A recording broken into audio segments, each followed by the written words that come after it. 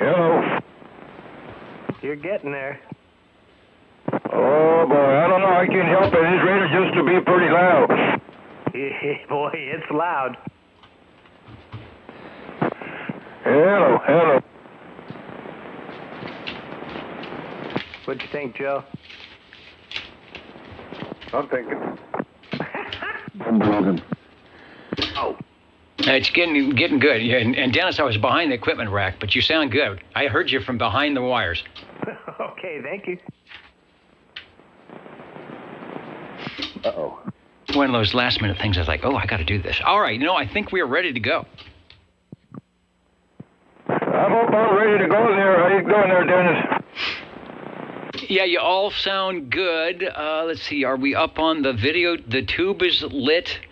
I think the video is going, the monitor, the meter, all that good stuff. So let's give it a shot here on your old tube radio network. You may not find us on your TV because in case you did not know, we're being brought to you by OTR. Brought to you by 27.085 megahertz. Brought to you by RADI. The Old Tube Radio Network. The old tube radio network. The screen goes dark. You know what? We don't have... we're missing the Orban meter, so they're going to try and call that up for me. The old tube radio network, real radios glowing in the dark, as well they should be. And if your radio is not glowing in the dark, that's okay as well. Okay, there's the Orban meter. Got to see if all the items of interest are where they should be and doing good things. There's also another video missing. What's the other one they said is missing? Is the video files. All right. No. Okay. So what do I do for that? I have to press a button here. This is all the behind the scenes stuff that if you're listening over at Old Tube Radio Network at 27085, Channel 11, there is not a thing wrong. All right, that's better. Put an OK on that, and an OK on that, and I think I'm here. We had some lighting issues, but it looks fairly okay. Let me say that if you have one of those glow-in-the-dark 11-meter radios from, shall we say, 1958 to 1978, tonight is the time that you want to plug them in and turn them on, and we will check them in when we get to the tube radio list tonight. I will clear the one that we have, the ICO 762. Will we get an ICO 762 tonight? I'm not sure. Let's see what else. Also, they say clear the Nixie tubes, put up the SWL check-ins, go to 00, and we'll get 00 checked in. Hello, radio.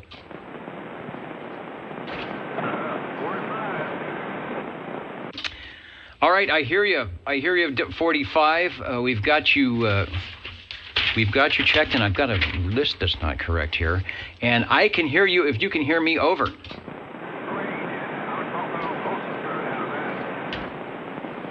All right. Well, maybe they were calling you to tell you that the Saturday night place to be, the Old Tube Radio Network, is where you want to be, and you are right there. So sounding good. Thanks for joining us. Now I will ask for any stations that need to get checked in early because they have places to be and things to do. We are listening for any early check-ins. Over. Break OTR, huh? Yeah, that break OTR over on page 3, I think it is. Go ahead. Yeah, 61 checking in, Dennis. All right, Dean, we will get the Copenhagen marked as present and accounted for, and you're sounding good. Over. Thank you, sir. Yeah, this is the clearest line I've heard in 7-8 months. Yeah, I've been away from the air chair for a couple of days, and when I got back and tested the radio, I didn't hear much of anything, and I had to go out and make sure the antenna wasn't waterlogged, but it seems to be working. Thanks for joining us, and have a good evening. You do the same. Thank you. Anyone else that needs to get checked in? Over. Well, there's a lot of people that need to get checked in, and we will do it via the roll call here. My name is Dennis, if I didn't say so. One of the many, many net controllers that has sat in the air chair of the Old Tube Radio Network from, I don't know, when was it, 1986, when We were checking in radios then. They were a lot newer. The older radios were newer back then. They're older now. So figure that one out. We have a check in the square for SWL number 1. Cosmically, yes, indeed. SWL number 2. I've got a note to put a proxy in for Mr. OBP, who is away from his air chair. Also, SW3, Rob Golden Eagle. I was out of town, so I missed the Clovis Amateur Radio Pioneers Christmas bash that they put on every year over at the Veteran Center. But I bet everybody was doing well. I missed bringing the cookies. Normally I bring some cookies, but I just couldn't get in. Let's see. We've got, we jump all the way up to SWL number 7. Number 7, checking in. All right, checking in and looking good doing it. I think there was a Bulldog game today. I think it is over, and I think they won, but I'm not sure. A lot of people probably out doing Christmas shopping. All the little gatherings and parties start, so hopefully we'll get a few check-ins tonight. SWL, who's next? 10. Did I see Chrissy online? Oh, a lot of people online tonight. Let's see. I'm just checking to see who is out there. I got a couple of check-ins that I will make sure that they get in there. And yes, indeed, number 10 is in. Hope all is well up there. I have a friend who's in near Boise, and he said it is time for the snow shovel once again, but it hasn't been too bad. It says it hits the ground and it will melt if it's on the right side of the house. So that's a good thing. The dolphins are jumping. Thanks, Chrissy. Over to SWL 11, and that's Mr. Cornbread. Did I see is Dan in there tonight?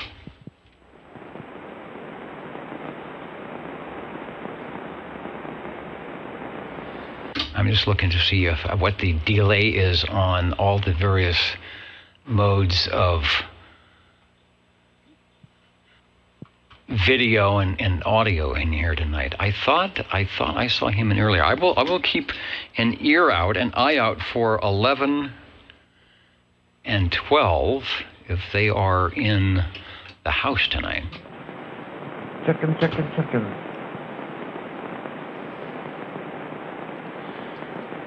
Or do we have one via Echo Link? Maybe we've got one there.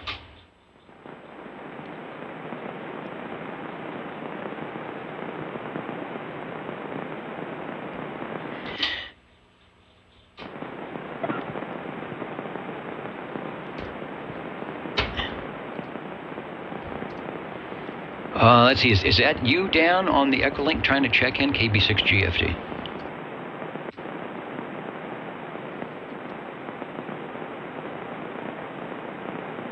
Sorry about that. This is KL5C. Charlie Brown here, checking in, trying.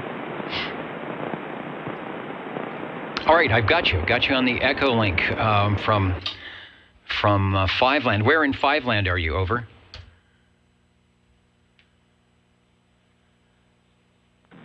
Fiveland? I'm in Anchorage, Alaska. I'm up here in the frozen state of Alaska. Okay, yeah, we have 50 degrees and it seems like summer. All right, sounding good from Alaska tonight. The Old Tube Radio Network beaming and beaconing in and hoping to check in a lot of radios when we get to that point. Thanks for joining us here in the Central Valley of California. Over.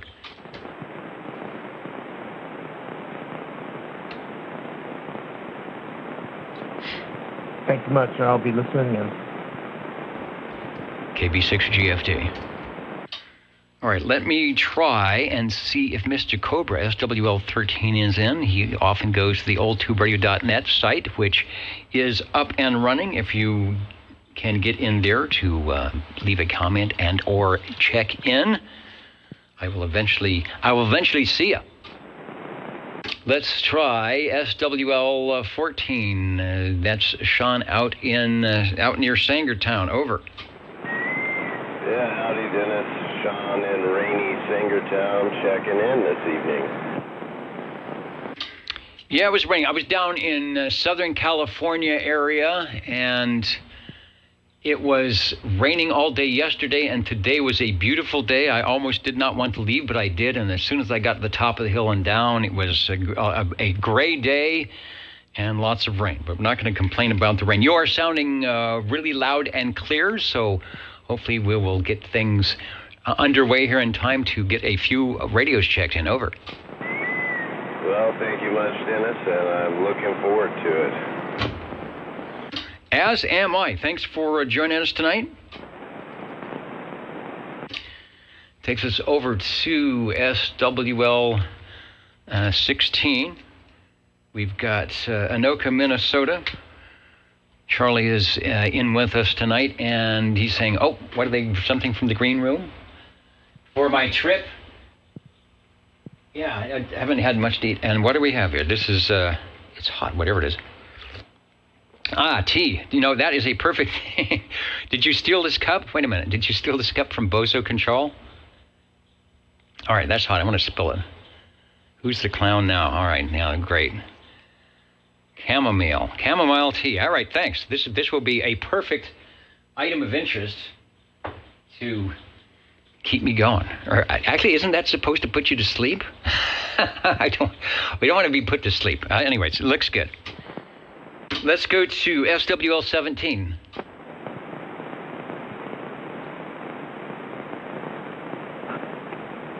SWL 18. I will get a check in as Mikey made it in through Facebook.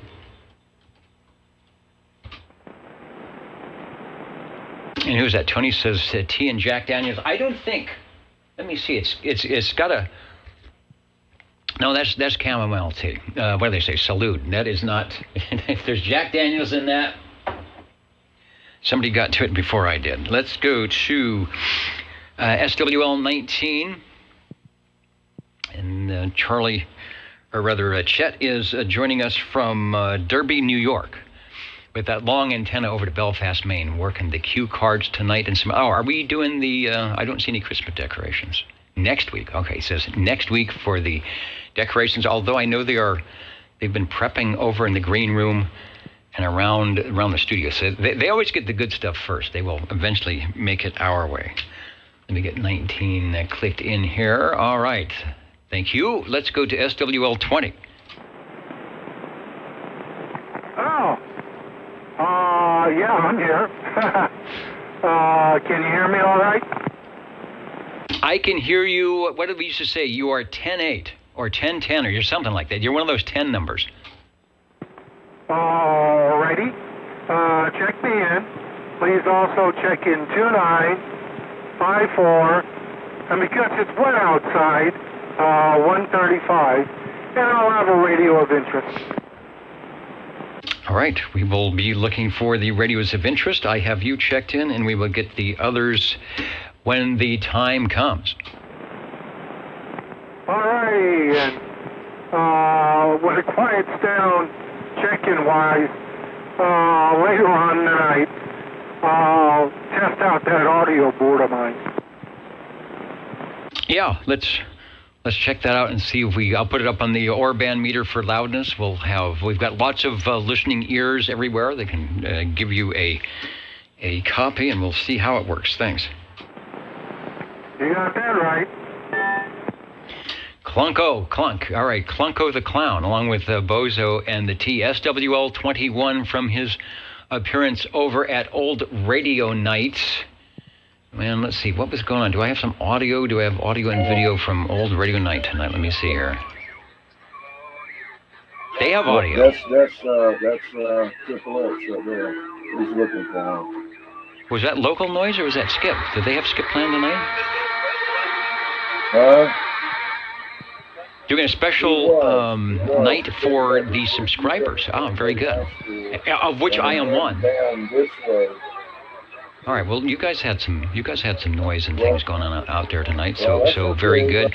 I know 21 was going to try and, JT, maybe you need the tea. We'll send some tea over your way. Help you with the sore throat and all that good stuff. All right, 21. We've got you checked in. Thanks for Old Radio Night.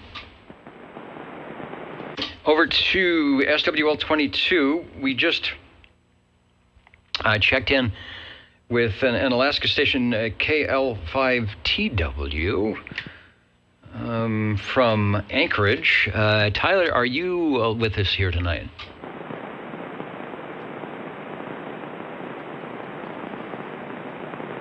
All right. Well, we did get at least we got Alaska checked in on the map here tonight. So good deal. Over to SWL 23 Skidoo is checking in from rainy Santa Cruz, where it's probably been raining for a couple of days.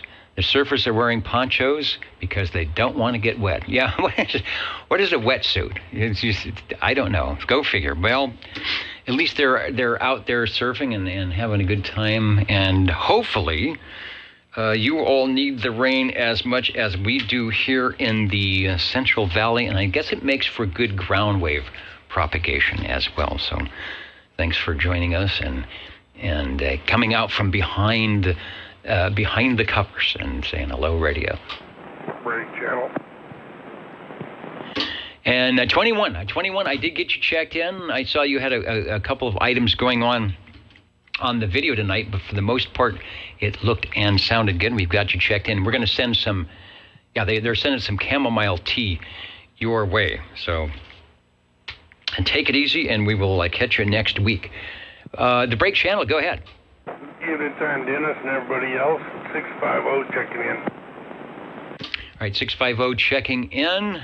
Sounds like you've had a good day, and you're trying not to wreck it. So I will let you continue on. Thanks for joining us. Copy that. Thank you, sir. Direct-to-net roll call is where we are at. After this, of course, the tube radios will be up front and checking in as well. So please stay tuned for that. Looking for SWL 24. 24 checking in. All right, we got you in. Thanks for joining us, Joe. SWL 25. Got a proxy check in for 25. SWL 27.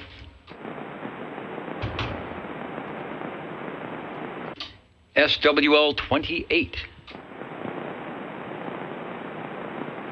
28, Gary in Sacramento. Checking in, says hello to everyone. He's got.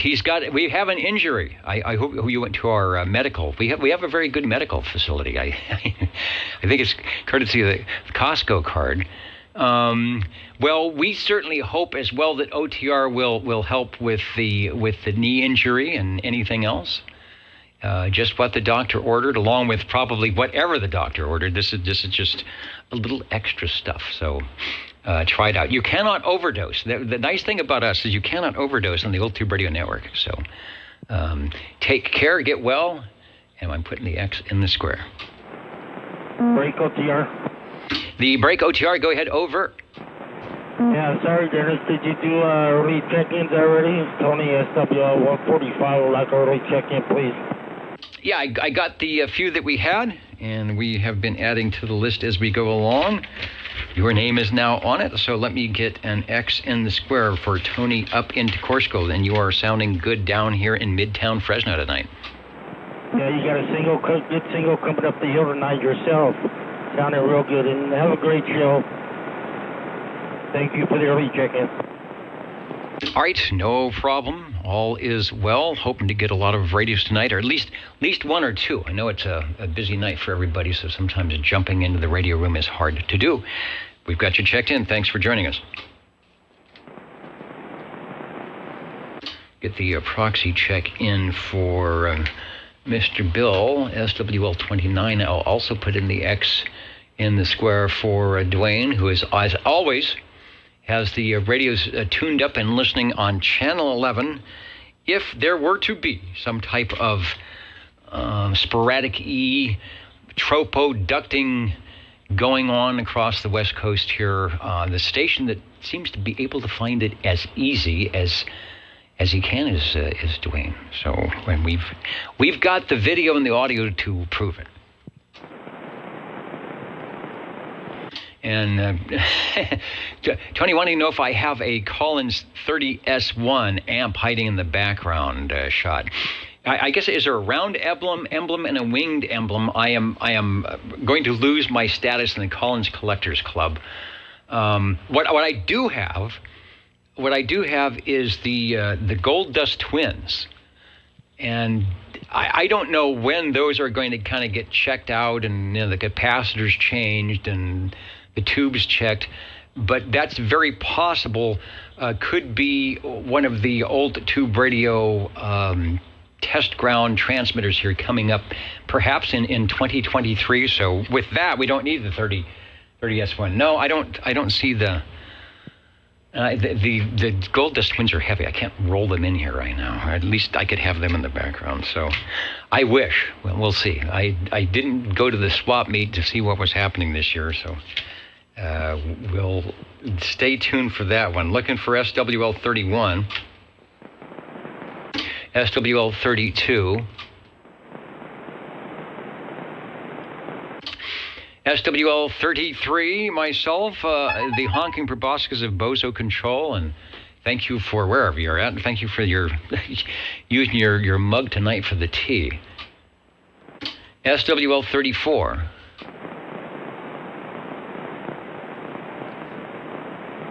That's Jimmy and Captain Chaos. Let me get them proxied in. Jimmy might come by a little later. He's busy. He's usually busy with all the Facebook pages, but I did want to say hello to those who might be joining us tonight from fans of Browning, Trams, and Sonar, CB Radio Lounge, the Vintage CB Radio Group, the fans of Vintage Tube Equipment, of which we all are, the Old Tube CB Radio Network, the Old Tube Radio Network, the CB Radio Lounge, the antique CB radio from pre-1977, and those Chicagoland CB Radio Association group as well.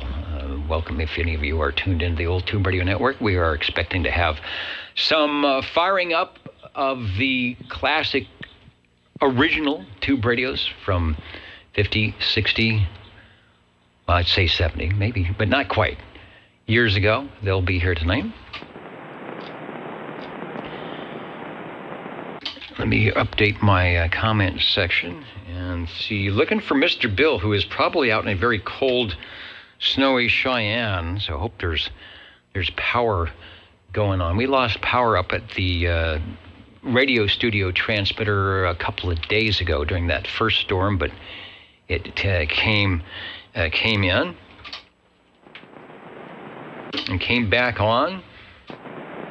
I don't have one of those big generators. It's you got to be careful when we get to really, really big generators. You have to qualify them and register them with the Environmental Pollution Control District of California, and you have to check and run them every month, and it gets to be kind of a hassle. So we get Mr. Bill checked in. Over to SWL 36. SWL 37. SWL 37, good evening, Dennis. Good evening. You are sounding good, and I have entered you into the log. Well, that's nice of you to do that for me. That is my goal in life, especially for 2 hours on Saturday. So far, I'm reaching my goals here. 37 out of 100 and what? Well, 107. There's some holes in between, but we do pretty good. You always do. All right, Dennis. All right.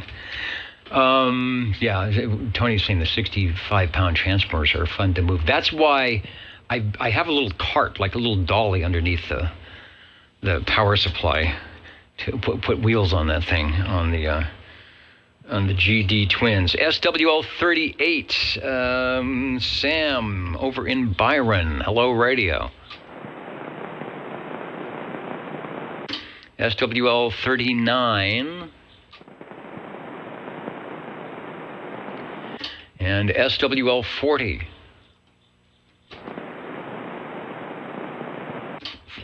40 is trying to, I said to proxy him, and he's probably trying to keep warm in the basement.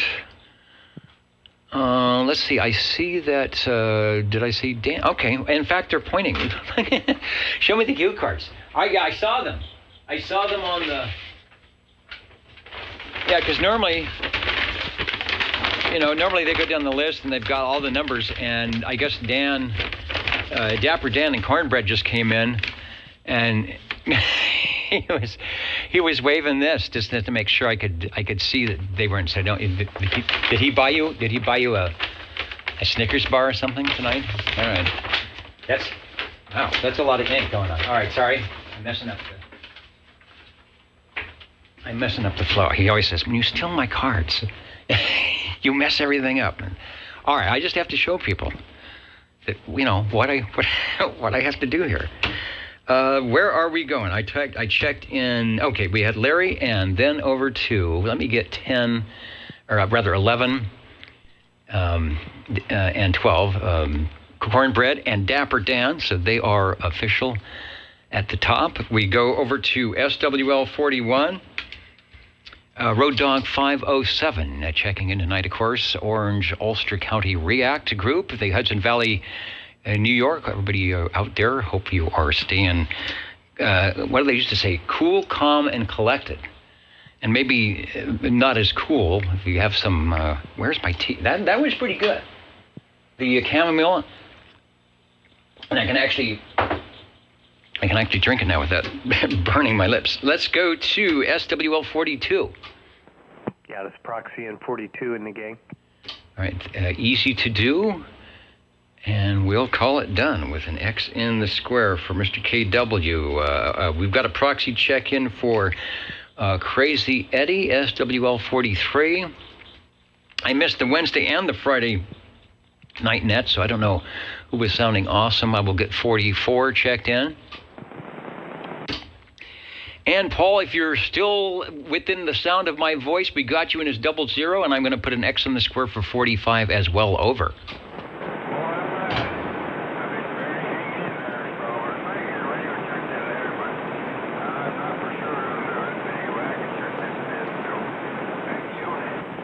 Okay, yeah, the signal is down a little bit. The last couple of weeks, I know you're about S5. Sometimes I get an S8, so I wonder if we're going to have to Sherlock some jumper cables or coax switches around there. I don't think there's snow on the antenna yet, but I do hear you. Over.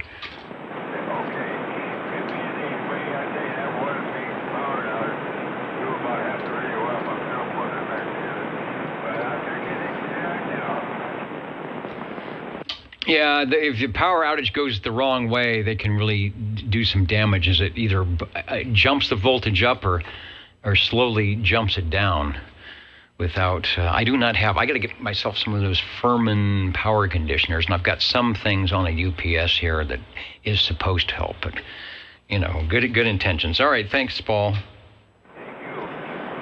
The Old Tube Radio Network, real radio's glowing in the dark. Let me just quickly say hello to stations joining us on the video side. Popcorn 913 was talking today and joining us. Uncle Hairball will be coming up to you. 79 gets a check-in. Richard's coming up. We get for a check-in there. Van Man coming up to you. Looking good. UDX 483. Rusty Rails looking good from their appearances over at Old Radio Night, no doubt. Who else is out there? Pittsburgh Estate Sales says, good evening, everybody. All the folks on the net, and to all the hams, remember that the 10-meter contest next week. Conditions should be the best they have been in years, and they have been. Actually made a 15-meter AM contact because there was nobody on 10. It was my old friend John in North Dakota. I look at my log. I talked to him like 25 years ago, and he was running at that time, and I reminded him of a Citaphone SS in the mobile. He says, oh, yeah. He says, there's some of the 11-meter tube radios are very easy to convert to 10-meter AM. Hello, Jackie S. No quarters. Maybe we'll take you for. Maybe it says maybe we can take a tour of the studio. Yeah, if I redo it a little bit, or maybe I can do a pre-produced thing or something, and bore everybody. Let's see. Hemorrhoid is in. Pittsburgh Estate Sales. Fresno State beats Boise State. All right, I knew that was the case, but I didn't know the score. 28-16. Oh, for the Mountain West title. Before anyone asks. Well, thanks. Thanks for that information. And Phil is in. Phil R. Let's go back to the roll call because that's what we do here. Looking for SWL 46. Shortwave listener 47. Good evening, OTR from the Radio Lounge. This is SWL 47. All is well in the lounge tonight. You are sounding good, beaconing into the control point, and I do have the X in the square. Thank you. Yeah, we kind of had some plans for something a little unique this evening, but it's a little too wet outside, so those plans will have to be postponed for some other time. All right, the best laid plans. Well, that is good because we'll be around for a while or so, and so when it's appropriate and when the stars align, we'll be ready. There it is. Thanks, sir. 73. And 73. Over to SWL 48. Shortwave listener 49. Proxy 49. Okay, I will get a proxy in for... haven't heard Brian and Sweet Country Mom in a while, but that's not to say they weren't out there last night on the net. That's why I like to tune in and see who is around. Thank you for that. SWL 50. Out to somewhere around Sangertown, SWL 51. SWL 51, checking in. Checking in and sounding good, doing it as always. Thank you, Dave. Helps a bit. I keep my J38 slider bar is doing weird things, kind of sticking around. Oh, let's try the Echo Link because I do believe that this station is monitoring for some check-in pleasure. K6USY, KB6 GFD over. And we'll see if Aaron is out there tonight on the Echo Link. Yeah, Roger, from behind the golden microphone, SWL 52. All right, and giving us a nice audio peaks on the REA modulation monitor that is actually working. I've got you checked in, and hopefully your antennas are dry, or at least the spots that are supposed to be dry are dry. Thanks for joining us, KB6 GFD. K6USY. Over to SWL 53. Hello, Mr. Belair. Hello there. Good evening there. Are you sounding good there, Dennis? You got Belair the Legend on the outskirts of Fresno. Checking in. 53, 73.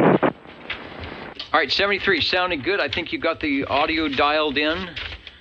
So you're sounding good. If you need to give yourself a radio check, anybody that wants to give themselves a radio check, you can go to oldtuberadio.net and look for the audio archives on the page there. Or I think these videos do stay up for a while, sometimes longer than than I would like. And you can dial in on the scroll along the video and look for the little numbers, SWL whatever, on the top, and listen and give yourself a radio check. There's even an S meter on the page. So you don't even have to ask what you're hitting me with. You can see it right there. Cool stuff. Let's go to, we're returning the page to SWL 54. I've got a cosmic check in for the board jammer, an X there over to SWL 55. SWL 56. Good evening, Dennis and Nanette. 56, just for kicks. All right, out where it's probably nice fresh air, out by the gardens there. Oh, I didn't see the Aaron icon, but there is the number 1 beaconing out there. I don't see an umbrella on the Running Man, but no doubt The running man has an umbrella tonight. Thanks, Phil. We got you checked in.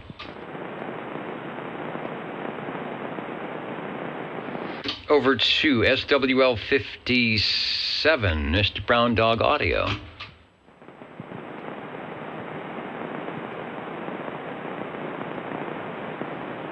I'm looking to see if it's on my list of lists. Let's try SWL 58.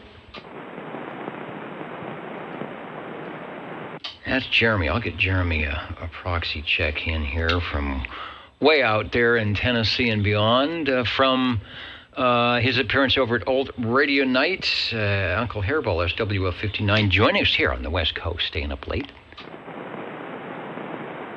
And, oh, you know what? I will put, thanks for reminding me, I will put an X in this, a pre-X. What do they call it? Like a layaway. Remember that? The layaway? Your X is in the layaway plan for next week. We got you in there.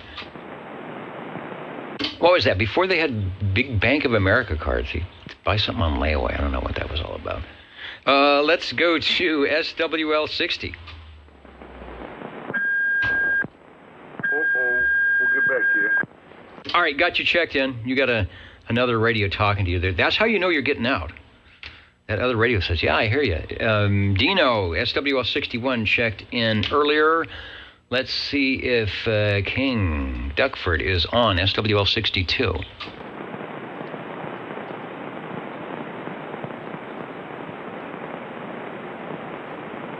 SWL 63. Get a proxy in for Mr. Butterbean there in Northeast Georgia. SWL 64.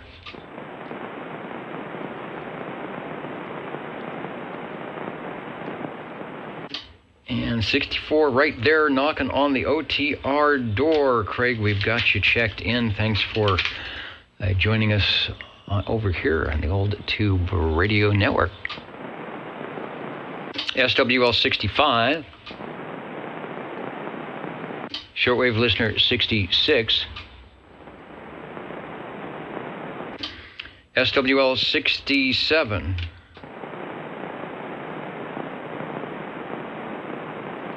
SWL 68.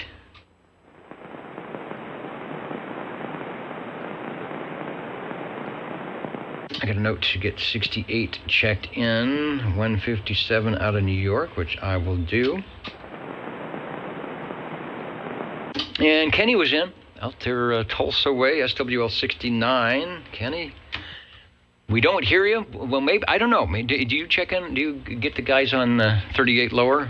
Wish we could get you here on AM. We miss you, but we've got you checked in. SWL 70.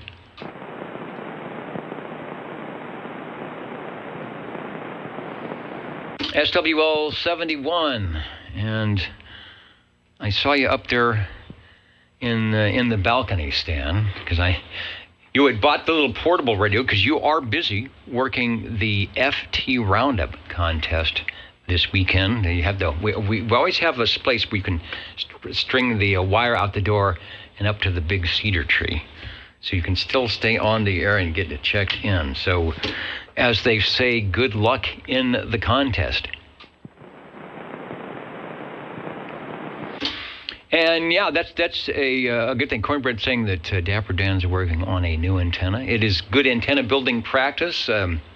Stan's got his end-fed out the window, just easy enough. But if you want to get resonant, get your, was it 986, 455? Somebody help me. Something over the frequency. I should have those numbers to know if you're making a half-wave dipole with 2 quarter waves on each side, or a loop, or an end-fed wire that's going to have some matching issues unless you make a balun or adjustment. So yeah, good stuff. And it's all math. There is something when you think, oh man, math isn't going to do any good for me. Even when you're putting up a tower, A squared plus B squared equals C squared. When you want to know what that diagonal guy wire needs to be, when you know the length, the height of your tower and how far over it's going to go or whatever. I mean, now math will make sense to you for doing antennas, and it doesn't change. It's always the same. Come back next year. It will not change. So good stuff.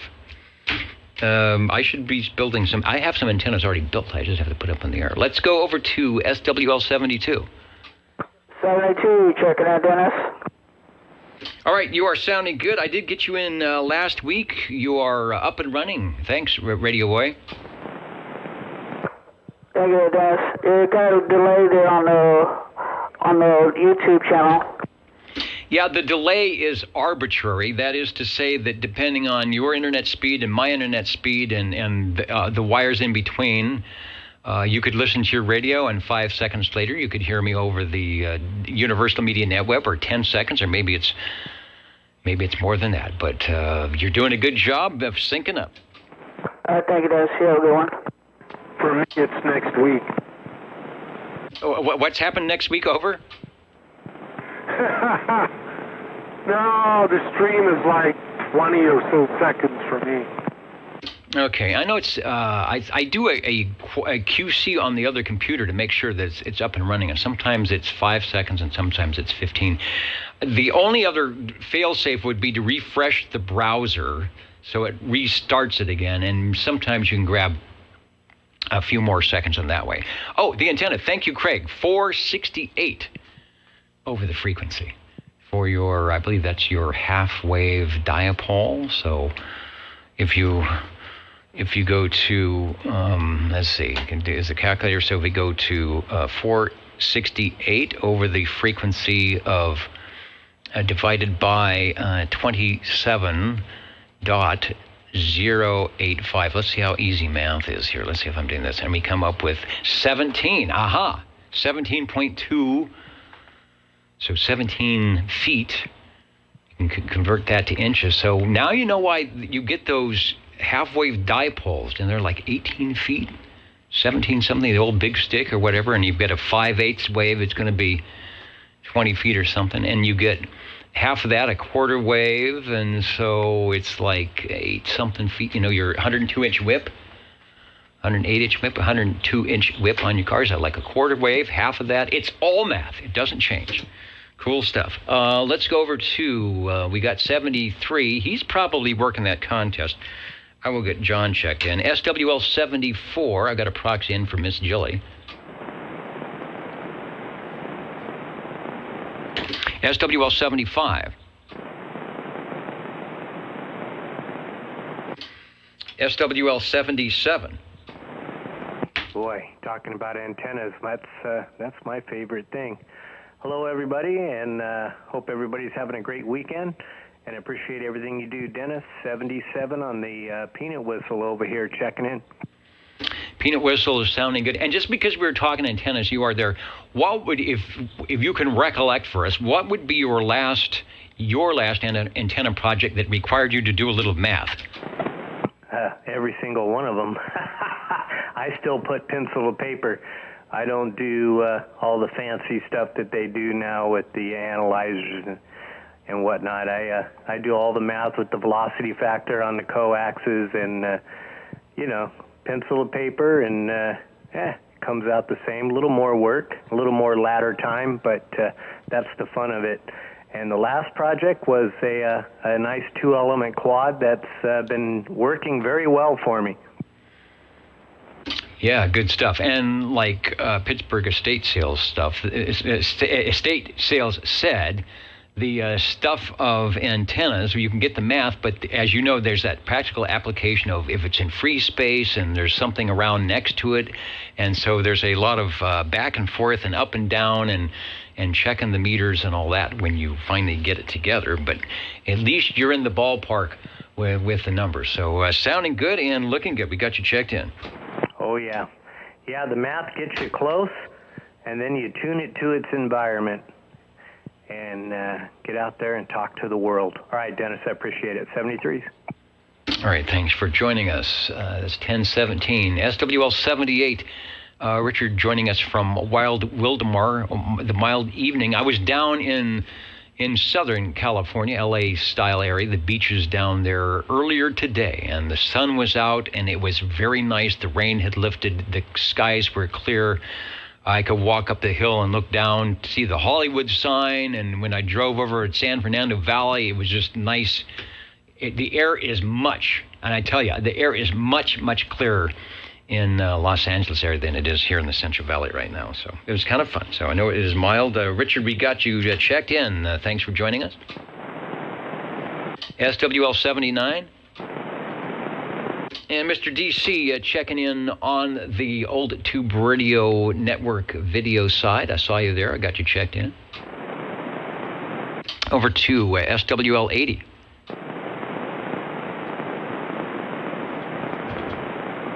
Haven't heard 80 in a while. Don't know what's going on there. And it is time for. Is it time? Yes, it is. They're saying go ahead. We're ready for takeoff for Bob and Steve. See what's up over there. 27.085 OTR channel 11. All right, let me get another sip without choking on the chamomile tea. Well, it's keeping me up. It's not putting me to sleep too much for episode 144 for December 3rd, 2020. Bob and Steve, thanks for joining us. Always the game of Jack's Cooties, the Cootie game, remember that? Tiddlywinks with the 33 colors we talked about last week. Well, it turned out great. I know I was there for part of it. I didn't do that well on the Cootie thing, but and the Tiddlywinks. When you're uncoordinated, even Tiddlywinks is a chore. But I like the 33 colors. And the winners did receive, as promised, a night out in the town in the big red limo. I got to find that picture again because it is all of those things, big and red. A good time was had by all, as always. We make sure of that. The Girl Scouts and their mothers are having a Christmas cookie bake-off in the Green Room Lounge with, can you guess, 33 different types of tasty items there. I was the official cookie tester, so thanks for allowing me to do that. They will be going with the Jingle Singers in the limos to the assisted living and nursing homes, singing Christmas songs and giving out cookies. And they do a good job, and they are well appreciated. They get a lot of nice thank you letters from the residents, so we are always proud to be part of that. The Fresno State Bulldogs played Boise State just moments ago, and Fresno State did good, 28-16 over Boise State, and guarded themselves the title for that. I've got a friend who's right outside of Boise, so I'll have to call him and say, what's up with your team there? At the bar tonight from Amarillo, Texas, Bubba 33. I like that. You'd think he'd be kind of a mean guy, but he's got a nice side. Bubba 33 at 2813 West Interstate 40 Frontage Road. The spaghetti and meatballs or hot wings. I'll go with the spaghetti and meatballs. Beer and wine is on Bob and Steve. Thank you, gang. And Amarillo by morning, George Strait is on the jukebox. I hear rumors that they're going to be putting the Christmas music into the jukebox, and there are rumors that maybe Espresso Trucking Company will be here for the holidays to... I'm sure they're going to have their 8-track in the jukebox, but I think they're going to be joining us live next week. And as they say, whoever they are, they say, don't forget to feed the fish. 27.085 OTR channel 11. Radio check-ins continue in just a moment. I thought you were still a cookie tester. I'm the official cookie tester on that one. I bet. I just... Let me get on the proper page. We've got SWL 81. Let's go over to SWL 82. 82, checking in from the Ditch Banks of Iowa. I just want to let you know that my internet is so fast, I hear you off the internet before I hear you off the CB. Now that is fast, and we are, I think, 15 miles apart. So those little electrons and whatever traveling at 186,000 miles a minute or second or whatever it is, just aren't a match for that wire into the items. SWL 82, Ron, you are sounding good, and I'm just looking. Why am I checking?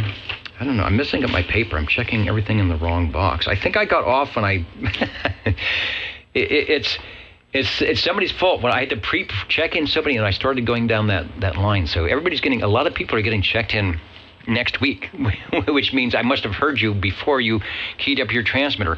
How did the net go last Friday, if indeed there was one?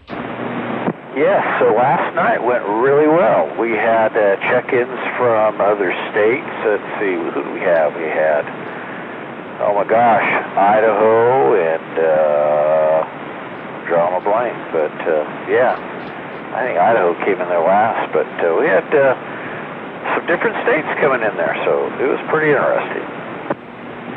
Wow, okay, it's been super quiet here tonight. I haven't heard any possibilities of other states coming in, but if Idaho is going to come in, I know who will be on the radio and where. All right, sounding good. Ron is talking about the Ditch Bank sideband net, which happens here in the Central Valley of California and maybe other places, depending on the conditions, on Friday evenings, 8 p.m. Pacific Daylight Time.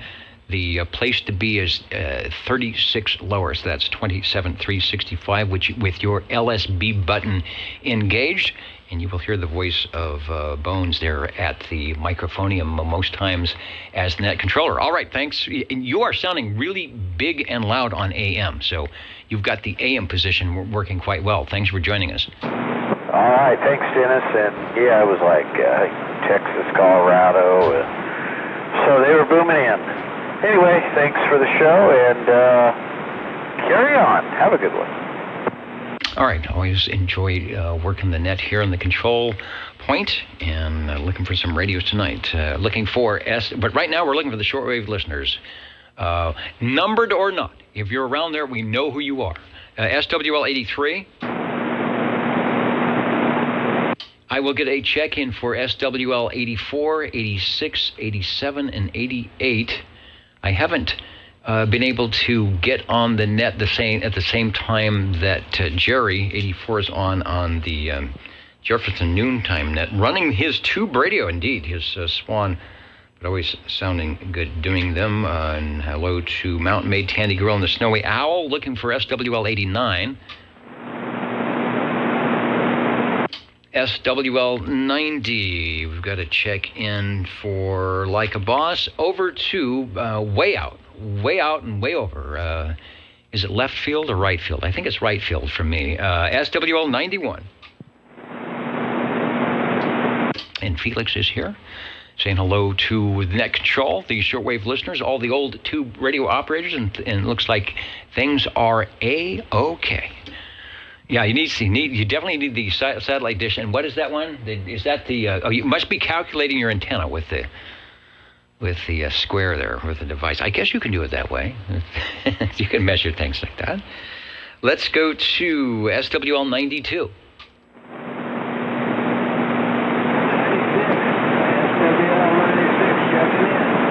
All right, 96. Dennis, I hear you from way out in Kerman. If you can hear me, over.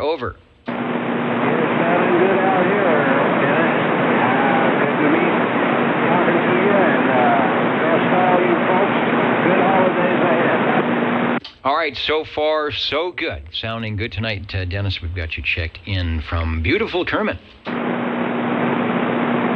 And let's try SWL 93 from southern New Jersey. SWL 95, who is in present, Warthog 95, saying hello from Orlando, Florida, saying good evening to all the gang here at the Old Tube Radio Network. Got the X in the square. Heading over, see if Jim is around. Boston 97. Got a note to, it says if he's not there, to check him in, because he will be. Oh, no, he is there. All right. I've got the official X in the square. Thank you there. I've got to wait for that delay thing going on. Thank you, Jim. Over to SWL 98. Tracy is in. Who is checking? I like that. The checking in. So it's some new type of internet speak, I suppose. Tracy got the X in the square. Let's go to Radio Randy. Is he on? I I don't see Randy on the Echo link. I will get him checked in. He's probably down doing some ESSB work, as Ron mentioned. Randy is one of the stations that got one of the new non-radios and some very good audio processing with it, sounding really good out of Arizona. He also has some tube classic radios, and he's got a big antenna system that he does point this way on Saturdays. He says, just wait. He says, just wait for those conditions, and we'll hear Randy checking in from near Phoenix live and direct. But we've got him in now.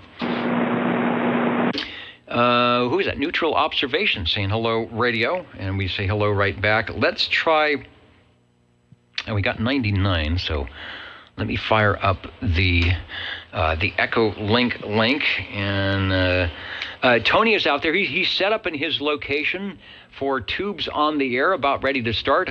I saw him calculating for his antenna for 27085. Hello, Tony, KB6GFD. Good evening, Dennis. Please check in SWL 100. Nice to hear you.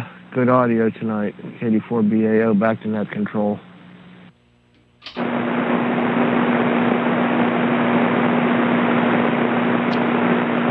All right, if I can keep the transmitter keyed, we've got you checked in. Thank you for the audio report. I often listen back to the replay, the playback, and I'm amazed at, I've got all this audio garbage here, and I'm direct right into your stream or over the air. And then you hear the audio coming through the radio and then direct, and it's like, why don't I sound that good? And I've got all this stuff. How come I can't sound as good as the radio's checking in? But that's what happens. That's why we like those tube radios, and they will be showing up here shortly. Let's go over to SWL 102, and I do believe Arkansas is in. Hello, John. Did I see? Oh, yep, you scroll up there. 102 checking in. Let me get the official Marco on there. Over to SWL 103. That's John in St. Louis. Let's try where it's probably, I don't know if it's rainy, but it's probably cold over there. SWL 109 for Crawdad. Good evening, Dennis. Crawdad 109 checking in. All right, hear you loud and clear. The radios and antennas have survived the storm, as they should, and we've got you checked in. Over. Thank you, Dennis. Let's go to SWL 110. SWL 111. Robert checked in earlier just before the net and was sounding good from Reedley. I'm not sure if he copied me, but we heard him. He's on the pre-replay. SWL 113. SWL 114. 114 checking in. Nice and loud as always, Wayne. The rickshaw is checked in. Thanks. Thank you.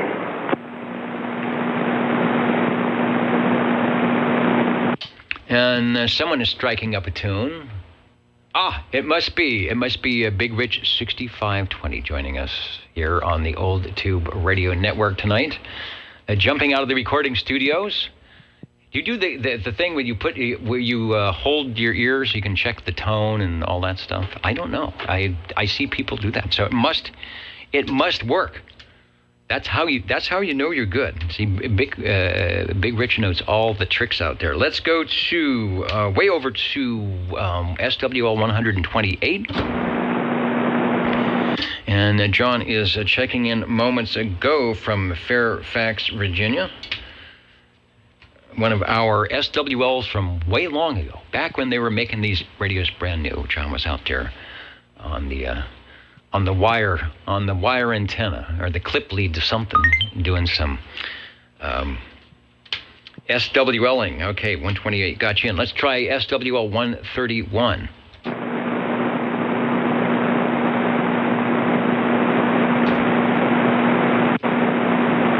Well, that was a super long transmission, wasn't it? KB6GFD.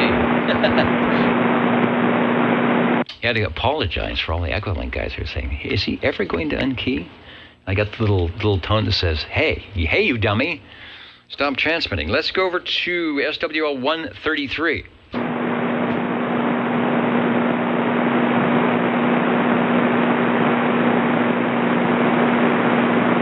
Nothing heard on 133. How about SWL 135?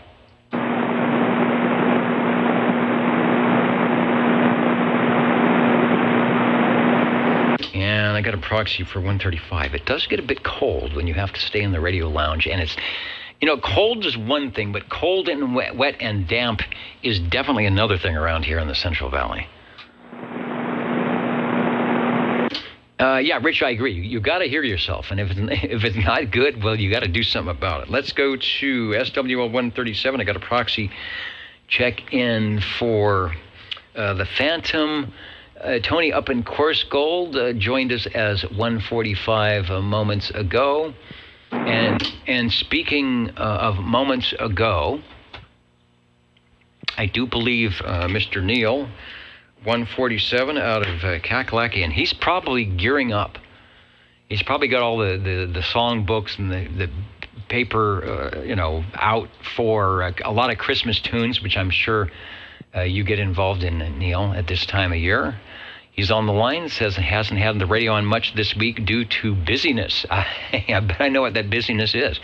Been quiet with a few small openings, as we were noted from Ron, that they had some last night. So good luck. 'Tis the season, and I know you make people happy with your tunes and things you do. So thanks for that. Let's go over to SWL 188.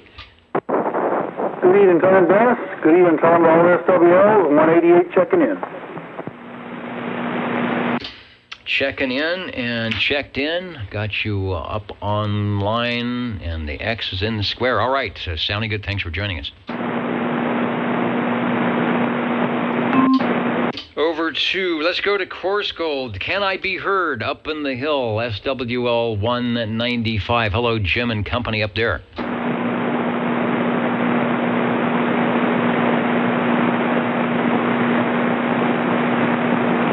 I'm not, did anybody hear Jim? I'm just wondering if my noise came up, Ronnie.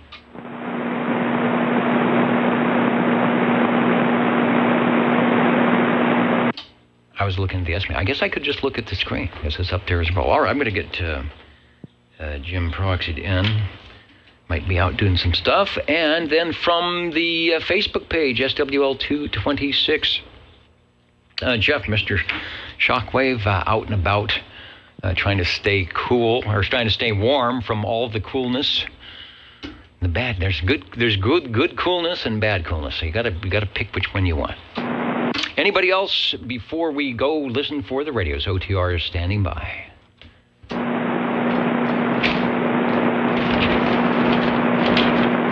All right, give me a minute. I will switch things over to the tube-style radios, and then we will be chatting with you on your old tube radios. That's what it's been about for the last 37 years. Back in a moment.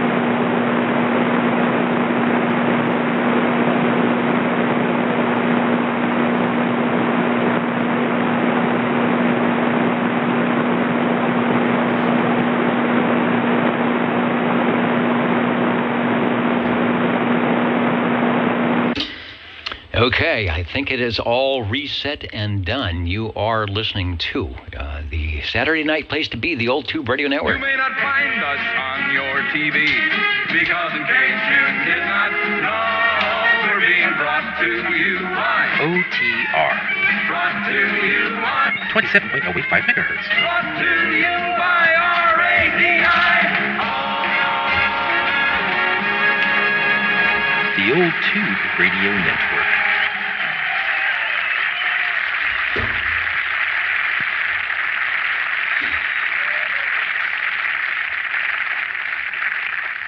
Okay, I am back. I thought I had a tube radio list, and when I went to look for said list, it was nowhere to be found. Oh, it is here. Okay, they put it over.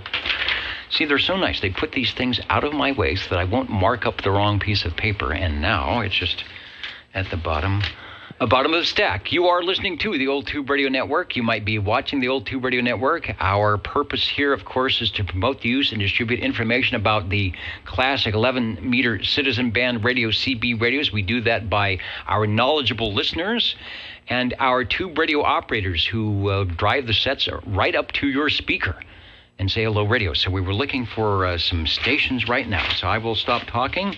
And I will say, for those that would like to check in, come by now. Over. 14.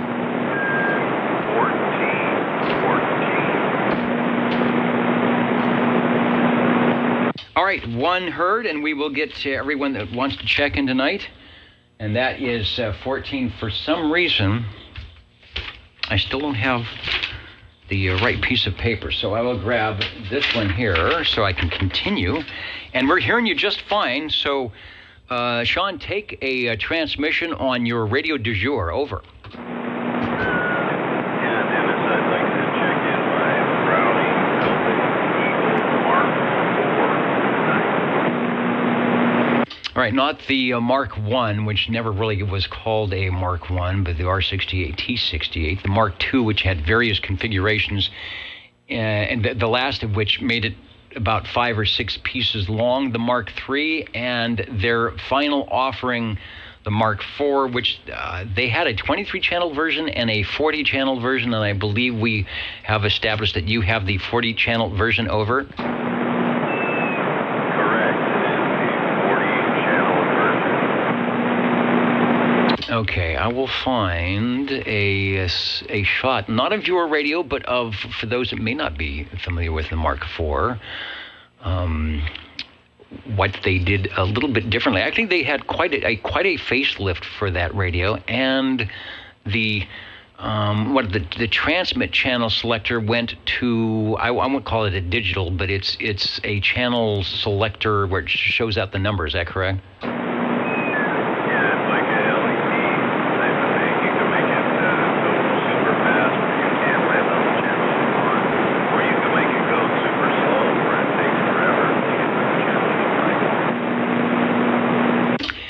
Did they still have on the receiver, were you still able to do the fine tuning? So when you go to, well, actually they had on the transmitter too. On the Mark IIIs, I think they had an ability to actually shift 700 cycles one way or the other on your transmit frequency. Did they get rid of that on the Mark IV?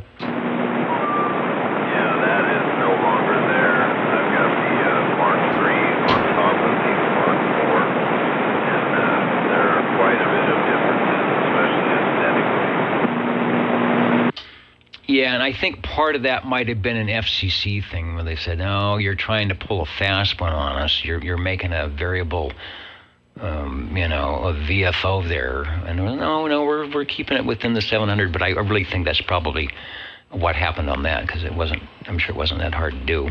But still had the internal workings of a Browning, the price very close to $900 back in 1977, when anybody could no longer sell the 23-channel radios, and there are still quite a few around. I think they're a little bit harder to find than the Mark IIIs and the Mark IIs, but they sold enough of them, and of course they are definitely well built, that they are still around today, and you are proving that with our first radio. Back to you.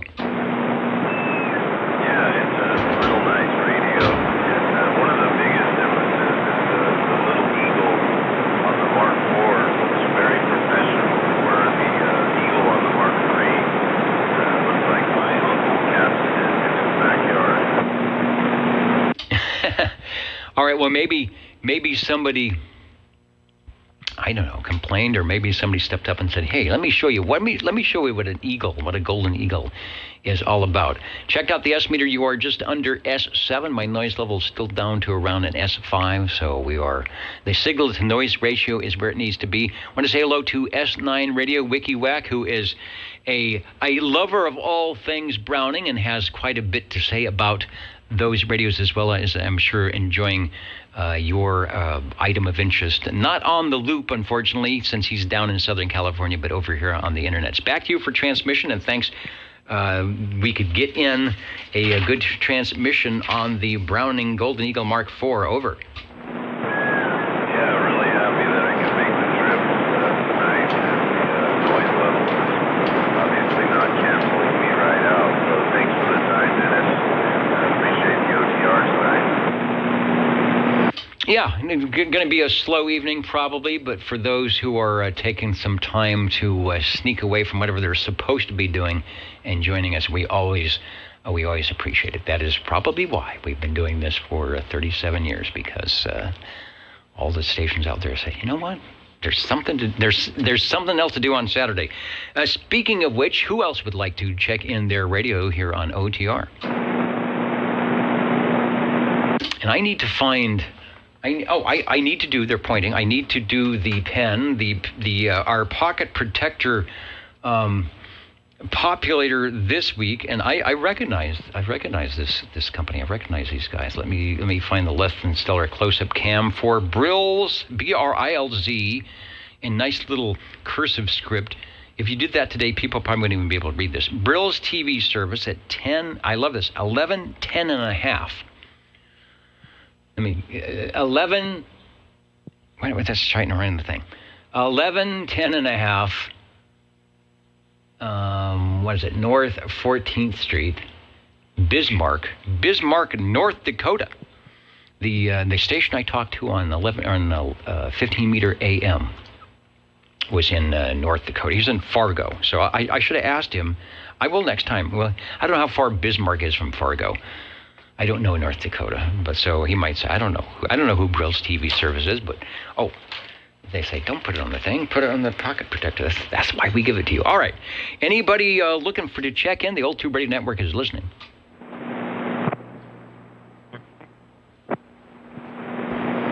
And Joe, we will get you in as radio number 2. I'm marking you down, and take a transmission. Over. Thank you much, Dennis. Doggone it, you know which one we're on. We always have to hesitate to, put a little audio into it. Dennis, I'd like to check in my blackface. My blackface, Johnson blackface number 2, TOO. All right, and you are correct. I've been listening. I've been, doing my homework and studying the replays, and I know that on the first initial key up, there is some. I think when we had the Larry cam, it's not a frequency thing. You don't hear it going, swooping in on frequency. It's definitely an audio thing, an audio warm up, because it definitely has carriers there. Audio comes in, and then it's good to go. Like the little radio that could. Speaking of good to go, they're telling me make sure that I illuminate the 223 behind me. All right, we've done that. So back to you for a transmission on the Johnson Messenger TWO. And it does say TWO, right? It's not a Roman numeral 2 or a number 2, right? No, Dennis, it does say TOO. Spells it out, TWO. 10 tubes, 10 channels. And we are on a powered D104. Everything tells me that we're functioning in our light behind the screen. I guess you'd call it the on-the-air light. It appears behind the screen. Question. TWO, behind the screen. I'm looking. We're looking at the screen for those. And a question, we will get right to you. With the video, the classic Viking Messenger does have the jeweled, I'll call them the jeweled overlay on the lights that do stick out the front. And I think when you turn the radio on, it just comes on to let you know it's on, which was a classic thing on a lot of console radios. at the time, they had a little pilot light. So when you turned it on and the tubes warmed up, that light would come on. I think part of that was just so you could look over to the piece of equipment, and even if you had turned the volume down, or maybe the tubes were smoking or something, you would know it's like, oh, the little pilot light's on. We're going to go to the grocery store. We're going to go to Piggly Wiggly, and we might want to make sure the radio's off. So, but you're saying that that item on the 2 got sequestered behind the screen, just like the wizard. He's behind the curtain. The question. Go ahead. Over. Dennis, this is important. That 11, 10 and a half, 14th Street in Fargo, North Dakota. Is that the full address? Look at the address. Is there a south or north or an east or a west? Okay, I'm pulling out. I got to pull out the pen here because I have a couple others that I haven't taken out. All right, Brills. Joe, we're talking about the pen I just found. BRILZ TV service 1110, and then it's 1/2 North 14th Street. So it's North 14th Street as opposed to just 14th Street or South 14th Street in Bismarck, North Dakota. Over. Oh, Bismarck. Okay. Because they have 1, 2, 3, 4, 5. Oh, wait, let me think. 1, 2, 3, 4, 5, 6, 7 addresses like that in Fargo, but it's Bismarck. Okay, thank you. All right.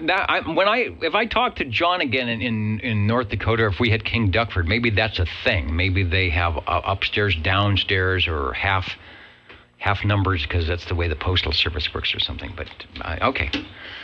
And I guess we could Google that address and see what is actually there now. Maybe it's a shopping center or whatever. All right, Joe, thanks for standing by while we solved the dilemma and take a transmission. Maybe we talk too much and you're going to have to wait that 2 seconds. Over. No, everything's okay, Dennis. We do get a little flashing on that light that's behind the screen there. Like I say, it's like a Kiev light, but it also reacts to the modulation. But other than that, it's a nice operating little radio. It has that delay to start, but yeah, I could talk on this thing all day, and definitely a warmer. Boy, I mean, she's warm from front to back. But yeah, we appreciate this radio. Okay, we appreciate it too. Glad you can bring by. The shop we're showing is of the stock that had I think the microphone. I have another picture. I think they were hardwired in like the Viking Messenger. Yeah, see, I don't see on this ad. It looks like it's wired in, but I do have some photos of the radio. Here's one, and this looks like it's definitely been modified where there's on the left side, there's a circle cut out of this mesh screen with some type of a microphone jack plugged in. And who was it that said the light is at the center of the back of the black screen at the top? So yeah, that's very similar to what the Viking had, where it'll come on when the radio's on and it will blink a little at you when you modulate. Yeah, and that hole, I guess, might have been there for maybe a one day a guy would like to, put a mic jack there or something. Because originally, when I got the radio, it had the cord below it, and wires were, it was kind of frail, it was pulled out of its position where it was soldered to the wires. And Harvey took and utilized that hole that you're talking about on the side, and put a jack there so I could put any one type of mic I wanted. As long as it conformed to whatever flavor the plug was. All right. What's working? I think the selection of microphone you have, it's very natural sounding, not overdone. This Johnson can be modified transmit-wise to go on 10 meters. In fact, I think they made a version of that. and they probably can be modified to do some business band output. But you've got it sounding good. It's right here. No modifications necessary for Radio 2. Yeah, thank you much, Dennis, for allowing me to check this one in. And while we got a chance, sir, we got another one warming up. We'll get to it. 37. Okay, we will be here. Let me click back over. We're still online. All is sounding good. Somebody said, "Where's the eggnog?" Well, I do have. They gave me. I think they said next week we're doing the Christmas decorations. So they brought me some. They brought me some tea in the Bozo cup here. Some chamomile tea. Although it has kind of a minty flavor. So I don't know if chamomile's like that or not.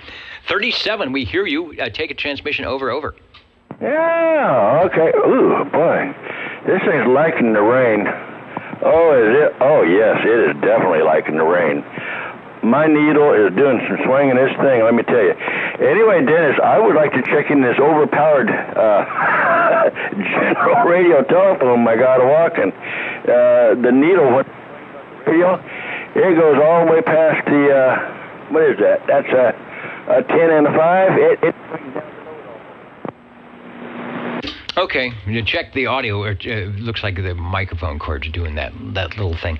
Well, I guess that's a good thing. Here's what I remember for if your SWR, your matching antenna thing, there's an issue. If you normally see your meter and it's showing RF rather than the S meter, and it's somewhere in the middle and it moves around during modulation, that's good. But if it pins, you think, oh, wow, I'm getting this power. That's usually an indication that something bad has happened. But yours is keying in the right position. It's just got more movement, right?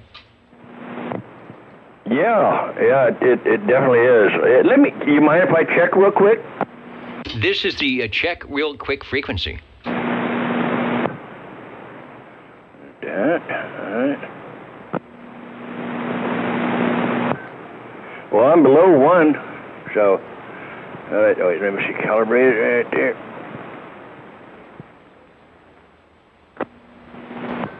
Oh, it's almost flat.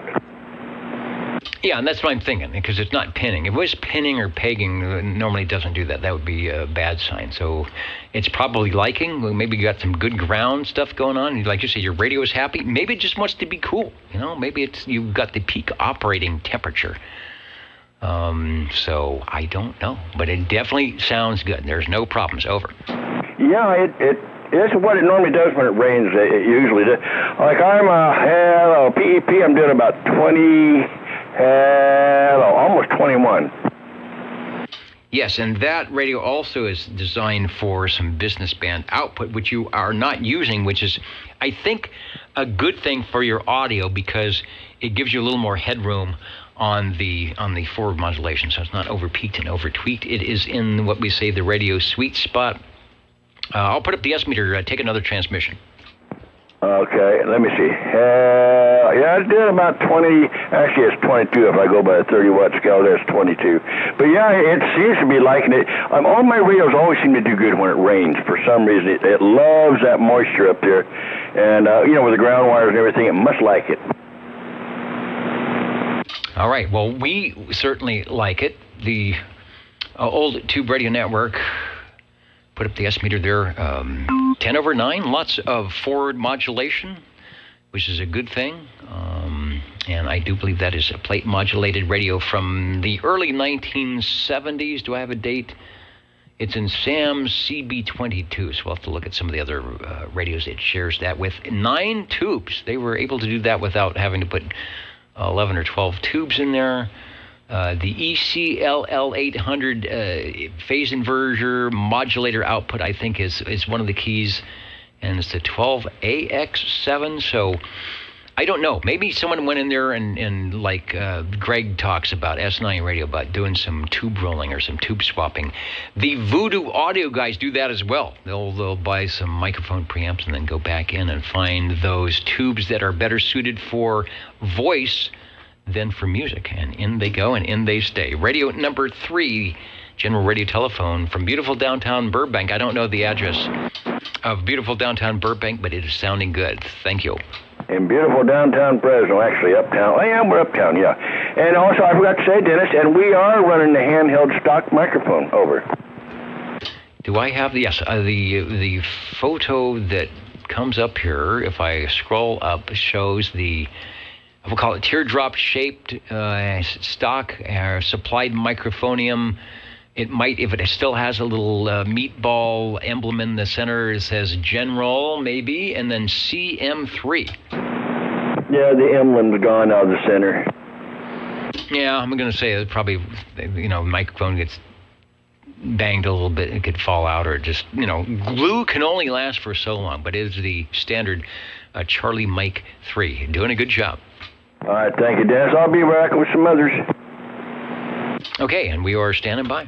14. Hey, 14, you're still sounding good. My noise level didn't raise up, so maybe the electricity got flooded somewhere. Take a transmission, please. Yeah, I'd like to check in my Browning Golden Eagle Mark III. So tonight I will be able to compare the two Brownings and see which one I like the best. All right, the Browning Golden Eagle Mark III. It's sounding good. It's coming through. I think signal strength is the same. I'm pretty sure I got a meter on the playback on the other one. So take a transmission. I take a long transmission. I'll get the S meter up, and then we'll get the picture of the radio. Yeah, this Browning Golden Eagle Mark III has the unamplified gray bass D104 microphone and has a rather long cord, kind of like a vacuum cleaner cord. So I can really enjoy it sitting on the couch and talk on it. Well, you can do that. I guess the first thing you have to do is get it prepared on the drive. That is to say, spotted and everything tuned. And there are a lot of little knobs and things to make sure it's correct and get your meter in the proper, what flavor of meter output do you want to see? And then you are good to go. So and again, the microphone you're using is what? Gray bass D104 microphone. Okay, so the D104, which is a little bit, I don't know, because you've got the bass attached to it, so maybe a little bit harder to swing it around if you want to do the ping thing. I know their electric voice style would come, the bass would come off, as it were, and so you could do it. But you're doing a good job. Here is the set. If you're looking at the video or the picture at oldtuberadio.net, and you've heard people talking about the Eagle but never seen one, the top piece with the speaker, of course, is the receiver. The bottom unit is the transmitter, and it allows you to do various, flavors of metering. It will do, AM, upper sideband, and lower sideband, but it will only transmit on its 23 channels, not like the Mark IV, which is 40. Is that correct? Yeah, that's correct, and I'm looking forward to trying it on the lower sideband. I heard that 16.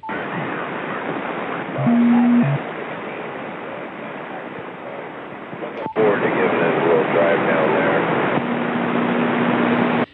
It's interesting that you mentioned that. There was a Facebook group, and I can't remember what the title was. I think they were called the Alpha Charlies, but I could be wrong about that. And that was their directive, was to sort of try and get on the vintage radios like yours, and some of the 23 channel transistorized, but the vintage 23 channel radios, to get back on 16 lowers, to sort of, when the band was open, to jump down there and try and make a sideband contact, whether it was upper or lower. You could probably, if your radio was good enough, you could probably have both conversations going if your filtering was good. So I would be all for doing that, especially if the band was in, to just locally starting a conversation. At some point, someone might jump in.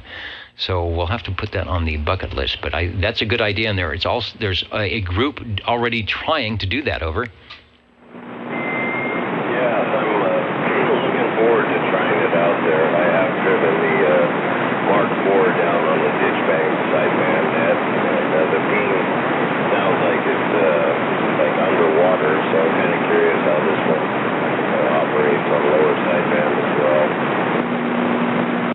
Well, when we had the Friday night sideband that was on this frequency, and it was hosted by SWL2, Mr. OBP, Kevin, I believe, I recall which radio he used, but he did have a Browning. And yes, for some reason, the tone, because it is not a single frequency, it is multiple frequencies, definitely has a very interesting key up, or is it key down, when you are listening to sideband. But the advantage that the Mark III has is that you can move your transmitter around slightly. So if you've got a group of people that are very close and you're off, you can kind of tune in to where they are, so that the SWLs aren't having to move their dial around. So it's a very, very smart on their part that they were able to, I'm going to say, sneak it in. It's got a great receiver, whether it's on AM or sideband. And I believe that control works on AM. So actually, take a transmission. I'm going to do a zero beat and see exactly where you're at. Over.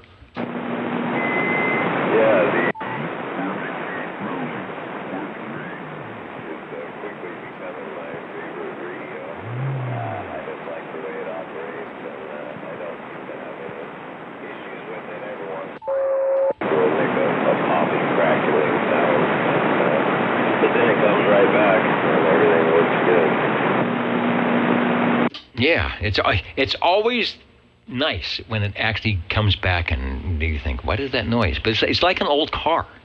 They make noises, and then you get to know that that's the noise it makes. And so you know all the good noises, because at some point it might make a bad noise, and you think, oh, that's not the noise I want to hear. 27.085.4 something, so you're about, is that 400 cycles high, but I think if you rotate your shift knob to the left, it will bring it down. It's not a problem here on AM at all, but it is a way that you can, I think, move the transmitter. It doesn't matter if it's on AM or sideband. Over. Yeah, interesting. I turning it down a little bit.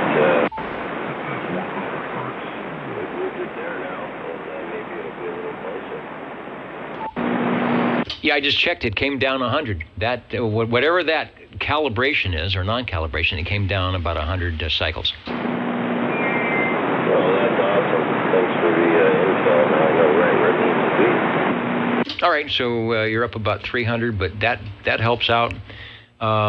There's other ways you can do it, where you have somebody key up and you listen on another receiver and you hear the zero beat to wherever they are. But cool stuff.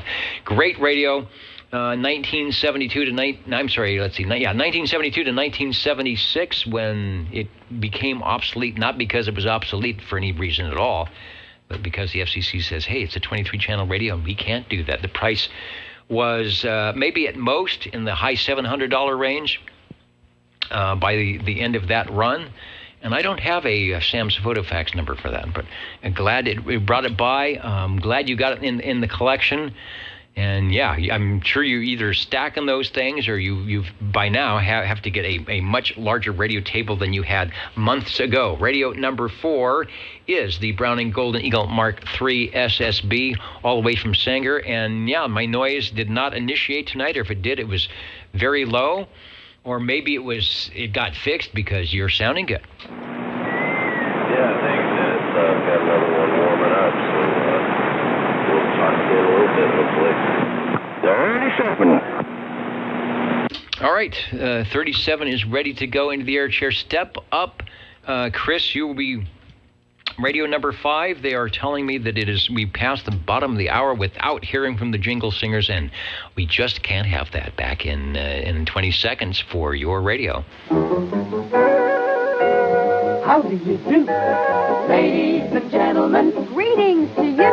Wherever you are, your favorite spot on the dial by far is known to you as OTR, the Old Tube Radio Network. The station for you is OTR. The station for you, the Old Tube Radio Network, here on Saturday evenings from the Central Valley of California since 1986, still going strong, thanks to our listeners and those of you who are able to drive your tube radios around the block on Saturday evenings for us to hear. And sometimes we get lucky and we hear ones coming from far out places. So speaking of far out, here's a far out guy. Hello, Chris. And hello, Dennis. Well, Dennis, I'm too close to the microphone. I'll tell you that already. Anyway, Dennis, this is SWS-37. We would like to check in our G PowerMate by Gem Marine Products. It's a 23-channel tuber that glows in the dark, and we are running this here with the amplified D104 Lollipop. Over. All right, I'm looking for the Gem Marine Products Rolodex file, and I'm looking for the... someone has misfiled them, so it came up with Gemtronics, and that is not a Gemtronics. That's a totally different item, although I'd have to look at a Gemtronics. It could be the same thing inside, but the Gem Marine PowerMate is the one that's got the little, it's like a ship's wheel thing going on there because it is a marine. There it is. Yeah, the G PowerMate. The G looks like a little steering wheel on a ship. Exactly, with the little handles and everything. And there's probably, since I'm not a ship fitter, say that fast 3 times, there's probably a name for that, that thing, and someone will type and say, it's this. You're sounding good. Yes, indeed, you're hitting the audio a little bit hard. It actually went into some flat topping there, but I think you have adjusted it over. All right, well, I used to know the name of that, but I'm getting old. I can't remember what to call it. I know it's a steering wheel somehow. It's for doing the udder and the rudder and everything. So, hey, I can ask my phone, but it's in the other room. See what they come up with. All right, I just misplaced. I had it moments ago, and now I cannot find. Oh, there it is. It's underneath all the junk. I couldn't find the old tube radio list. You are Radio 5. The radio is the Gem Marine Products G PowerMate. I'm looking to see. Yes, that is a Panasonic clone. So it maybe doesn't have a lot of the fancy knobs. I see it's got a fine tune.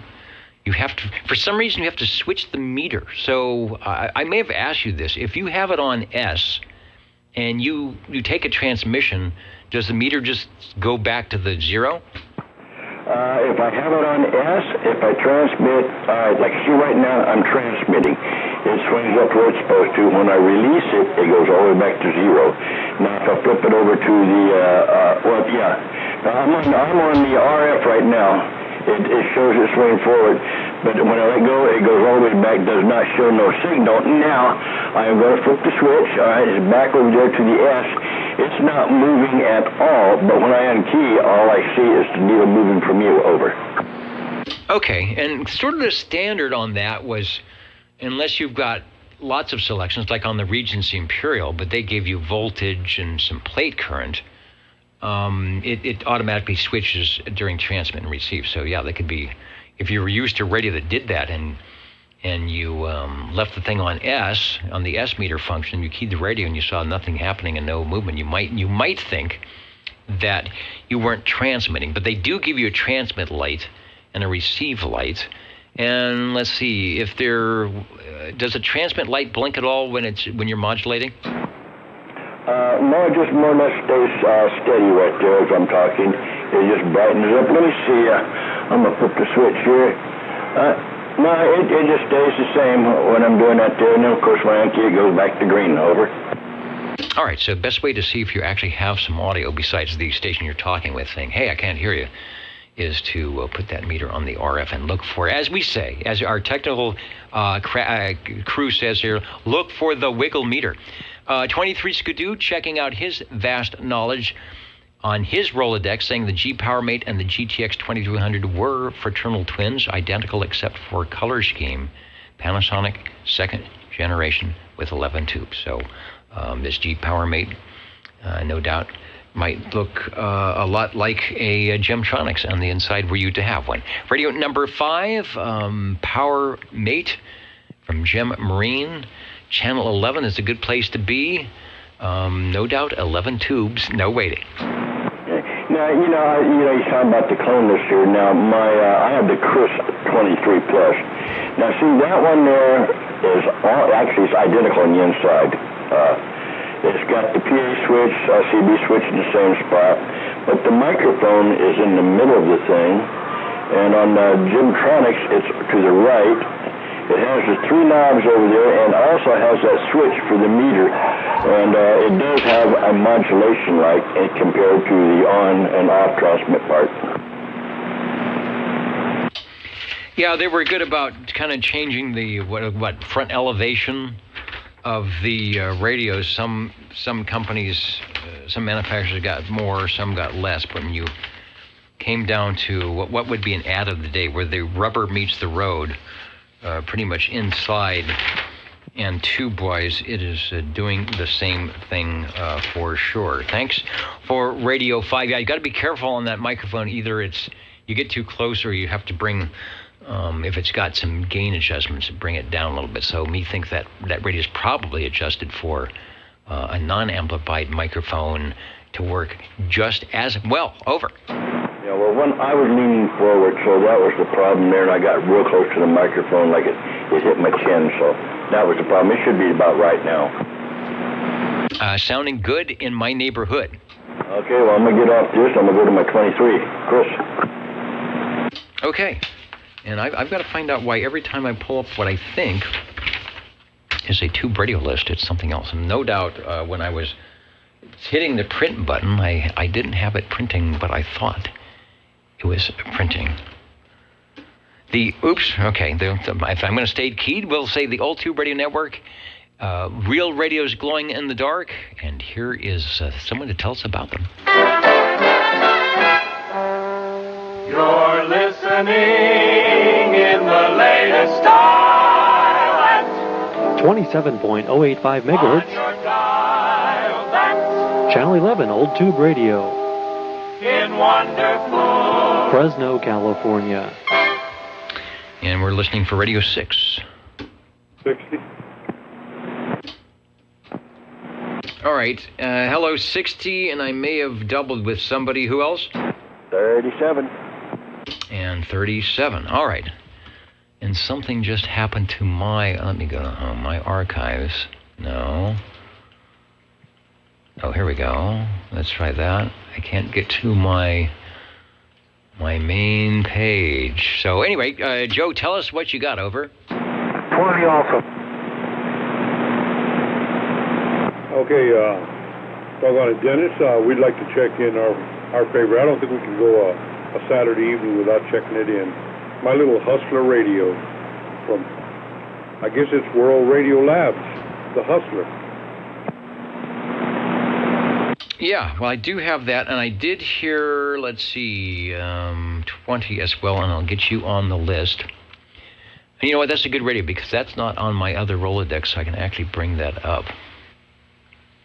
But I'm trying to find out why everything else shut down. So let's do that. Let's bring up the Hustler radio. Easy for me to bring that for all to see rather than the twinkling meter. Yeah, there we go. And then go ahead and take a transmission. It is blue. Blue. Go ahead. Thank you much, Dennis. Yes, it is. Pretty blue. Hustler base. With all its hardware. As if it were ready to mount tomorrow morning in your car if you'd like, including your mic hanger. I guess this evening the weather is doing these antennas right, because you're pegging me out. And I've got good reception, and doggone it, I can't complain. I did a little fine tuning on you. That helped bring you up, and other than the fact that it has a few features on it, a squelch, an extra crystal there for one maybe you would like to have in here, besides the channels that it has.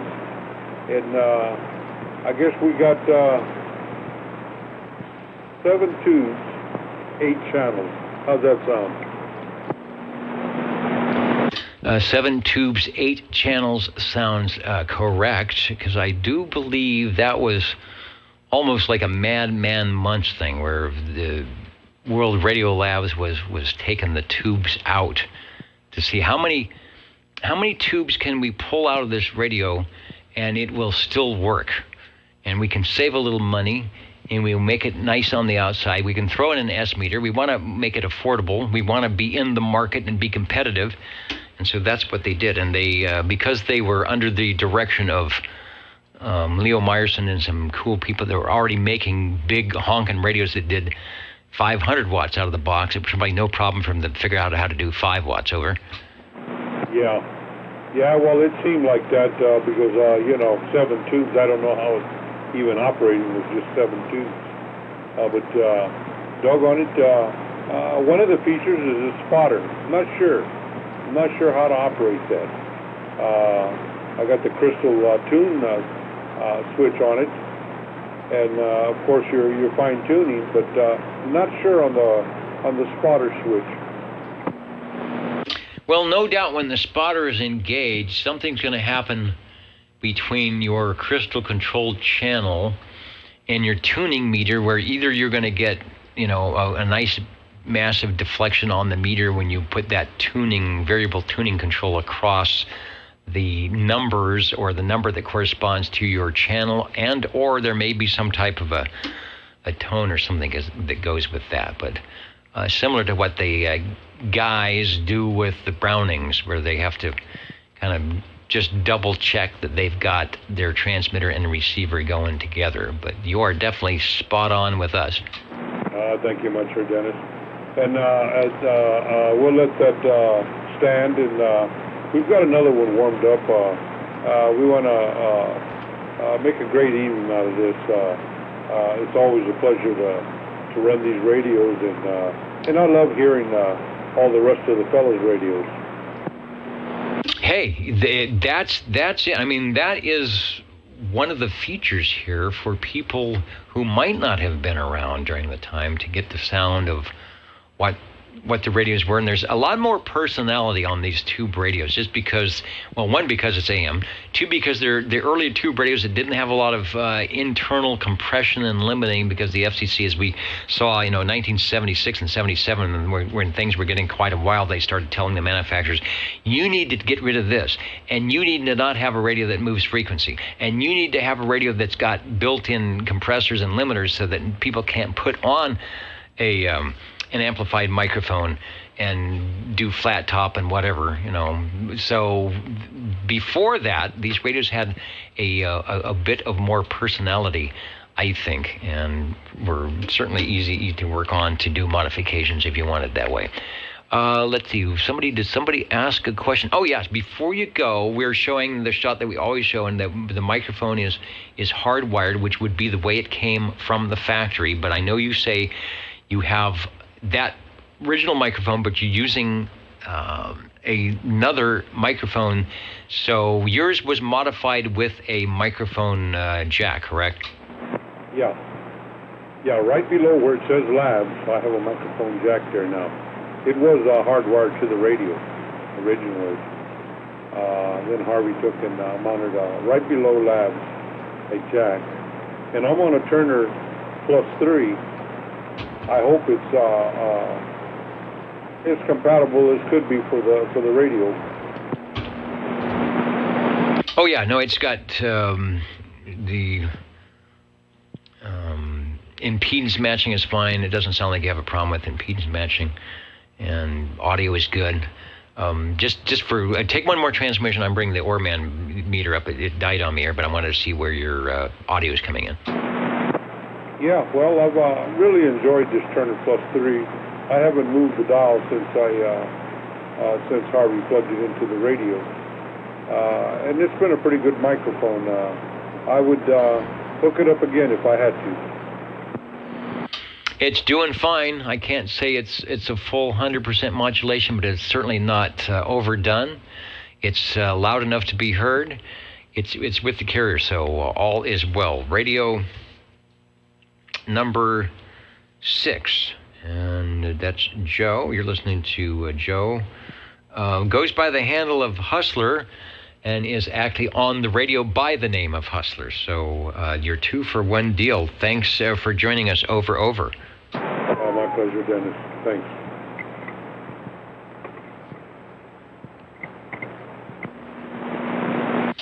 In my list of lists, the next radio up will be Chris, and after that will be Harvey. Was there somebody else that wants to add to the list? The breaker, go ahead. This is OTR. OTR, I apologize for being late. 195. Okay, hey, not a problem. I figured you might have things going on. Tis the season to have places to do and people to see. So hopefully the weather has been good enough to allow you to do all that. Over. Good. Well, I appreciate interrupting you, so I hope it's not too much. No, it's perfect. In fact, I need to get my list back up because it crashed. So I will go to my SWL page, and you will be the test. So if the right number comes up, yes, it does, and I can put the check mark, and it says you are checked in. Yes, it does. Everything is good in the world of OTR. Thanks for joining us. Well, thank you, Dennis, and thank you everybody for being out there. All right, the Course Gold Starliner, Jim up in Course Gold, back jumping into the air chair before we get out, and helping me test out my device here. Speaking of jumping into the air chair, next should be hello, Chris, again. Over. And hello, Dennis.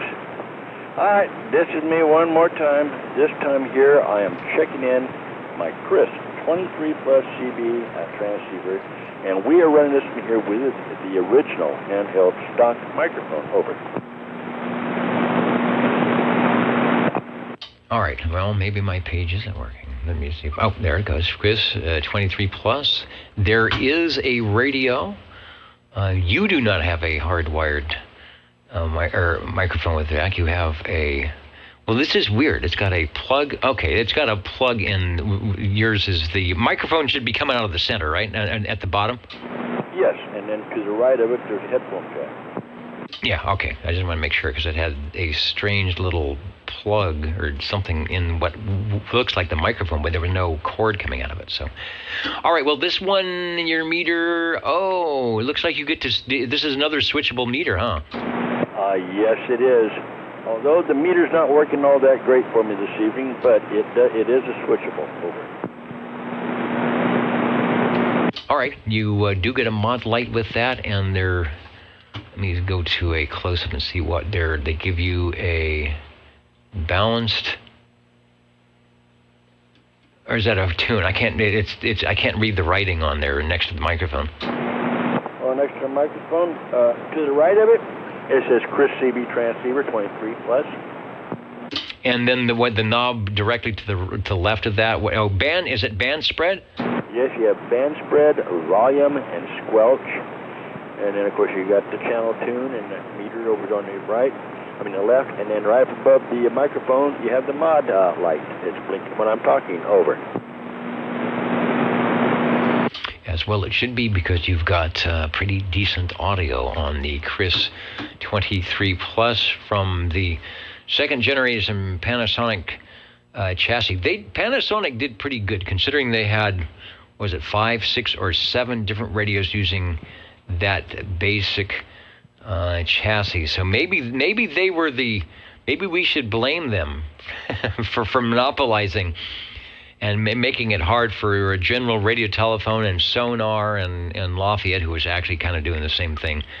The companies that were doing their own Regency, their own chassis to compete when you have so many different flavors. They were sort of, you know what, they were like the Procter & Gamble of CB radios, where you have so many products, you're competing with yourself. Radio number 7...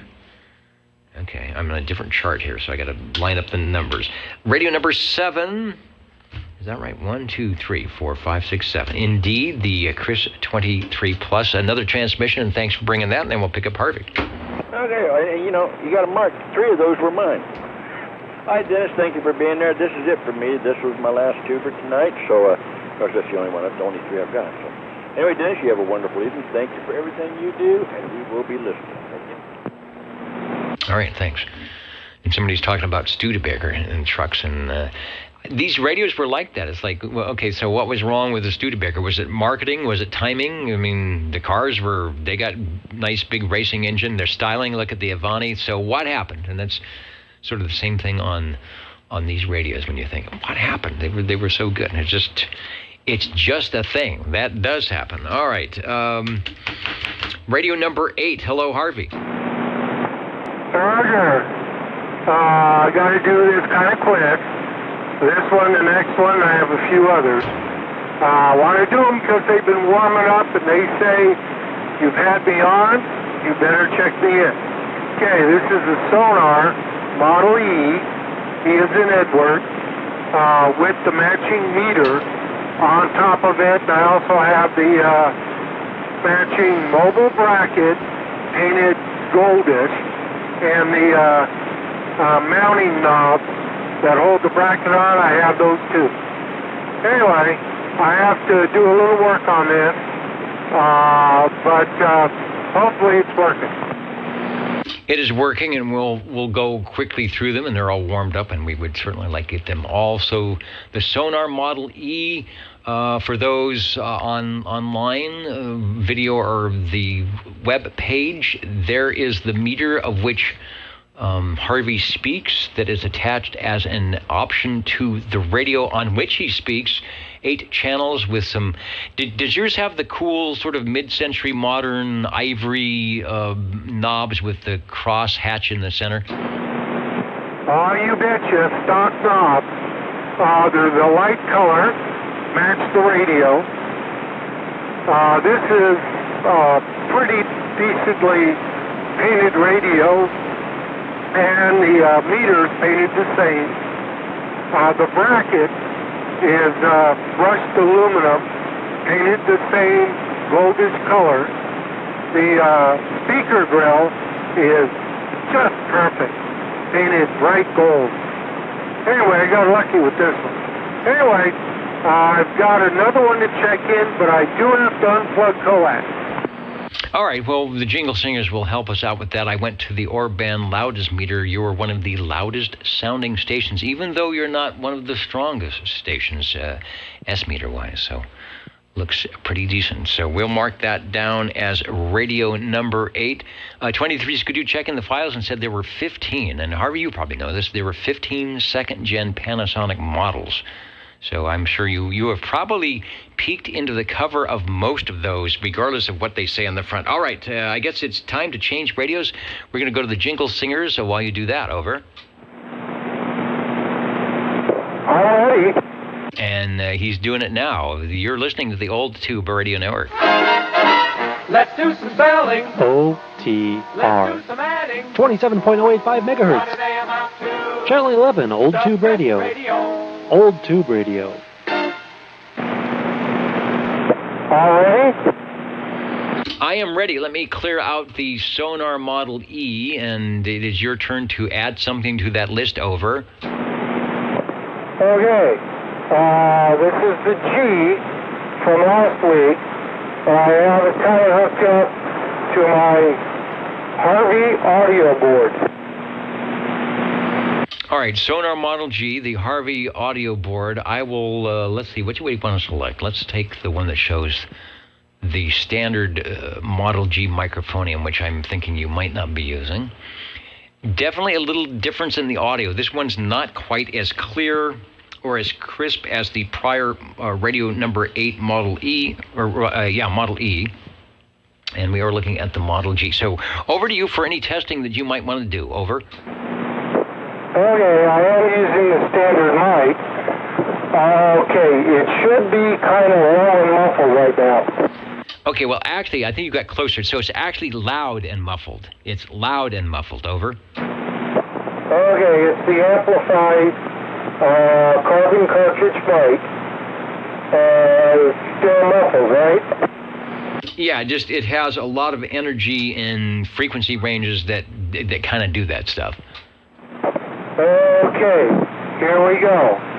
I'm changing it a little bit. We'll see if that changes a lot. And then I'm all the way at the other end. Wow. Okay, big difference on my end, and more so than when we sort of pre-tested earlier. It brought up and I don't know if it's attenuating the muffle frequency or if it's bringing up the articulation frequency to sort of minimize and just override the other frequency. You may have gone a wee bit too far, but it's definitely much clearer than it was, and I'm not hearing any distortion, I don't think. Over. Okay. Let's go back the other way, and then go back all the other way. Okay, no, you definitely want it all the way to whatever the left or right is, and maybe just back from that a skosh, and it definitely helps take away the muffle. Over. Okay, we'll operate it like this. You want me to tell you about my audio board? Yeah, and you've got plenty of audio. You might even be able to back away from the microphone, or if you've got an audio board with some gain, to bring it down. But tell us, and the listening audience here at the Old Tube Radio Network of Central California and beyond about the Harvey audio board. Over. Okay, I can't pull your leg anymore. No audio board. Cliff and I were testing this microphone, or I have several of these, with the carbon cartridge. And it's a smaller telephone carbon cartridge, and I've duplicated the amplification section, just 3 parts. And when I tested it originally, Cliff said, "Hey, it sounds great." Then I put it all back together, and he says, "Sounds crappy." And so I took it all apart, checked everything out, and said, "How's it sound?" He goes, "Sounds great." And then I put it all back together. He said, "Sounds muffled." So, what it is I'm holding in my right hand the back of the mic, keyed up, and in my left hand, I'm holding the front of the mic with the cartridge about 2 inches away. That is it. And then when I change the tone, I just get it closer together until it's together, and then you see what it does, and then when I pull it apart, you see what it does. This is crazy. Oh, all right. A good explanation. So it's sort of like the cupping your hands around your mouth. So it doesn't like the enclosure, because your voice is the same, the element is the same, but the surrounding item, which is now gone. See, I'm at my audio board. My surrounding item, which is now gone, and now I'm putting it in the said enclosure. I guess I could shoot the video. What I'm doing. I'm going into my enclosure like you're doing, and it sounds a certain way, and I don't change anything, and I just pull my hands away, and it changes. So that's definitely what's happening. Before I go away, and while I have it keyed down here, I want to get to SWL 57, who has arrived unscathed at his digital microphonium, Brown Dog Audio, Central Kentucky. Thank you for joining us. You are in a very came in in the middle of a very or probably at the beginning, because you came in before that. Interesting conversation with Harvey about his less than stellar audio board. So yeah. So what is there some piece of metal or plastic or foam that's supposed to be in there to fix something, then it's rotted away? No. The original sonar mic, well, the mic you heard on the Sonar Model E is from the 3023. And it's got a very large carbon cartridge that came with it. And it went bad. So I found an identical one off eBay and just happened to have it, but they're marked the same. And I put it in, and that's what you listen to, all closed up on the Model E, which isn't quite as muffled. But I don't know. That's what happens. So if I'm going to use the amplified mics with the carbon cartridge, I'm going to have to test them with Cliff or somebody to find one that doesn't get muffled when you close it up. Anyway, I'll let you get to 57, and I got a few more to do. And hopefully, Greg down there, S9 Radio, is still listening. When I key up on my next radio, I have a question for him. So hopefully he's listening. Anyway, back to you. Go to 57, and I'll have another couple. All right, he checked in earlier. I know he often has problems with the internet being up in the hills like that, so if he's still around and it's not glitching, as they say, maybe he will be able to make a comment. Thanks for those who have joined us and are not glitching. Natural or neutral observation, listening in from afar. Also, Travis is also with us tonight. So, all right, Harvey is checking on yet another thing. So that is another opportunity to, first of all, to see if there's any other stations that would like to get on the check-in list. 14. And 14. All right, let's take this opportunity. My noise did not come on tonight. Or that's speaking optimistically tonight. Let me say my noise has yet to come on tonight. So if it went back to its old timer self, we still have about 2 or 3 minutes, because this is about when it usually came on. So let me, 1, 2, 3, 4, 5, 6, 7, 8. For some reason, my numbering is way off. 1, 2, 3, 4, 5, 6, 7, 8. So you are Radio 9 with whatever it is that you have. Go ahead, Sean. Yeah, I'm on the Cobra Cam 88 Citizen Band transceiver.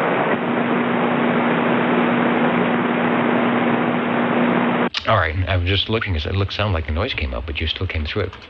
All right, Cobra Cam 88 Citizens Band transceiver. I guess they always put that on there. It's like the old sets where they put color television, and they put the name of the thing on there just so that you wouldn't forget. Still get really nice audio. The Cobra, the B&K Cobra plays well with the elite crew of the Brownings when it comes to audio. That's a good thing. Over.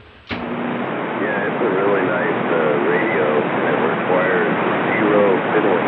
You just turn it on, and it comes up, and you talk on it, and it's nothing ever pops or crackles. Everything works very good on this radio.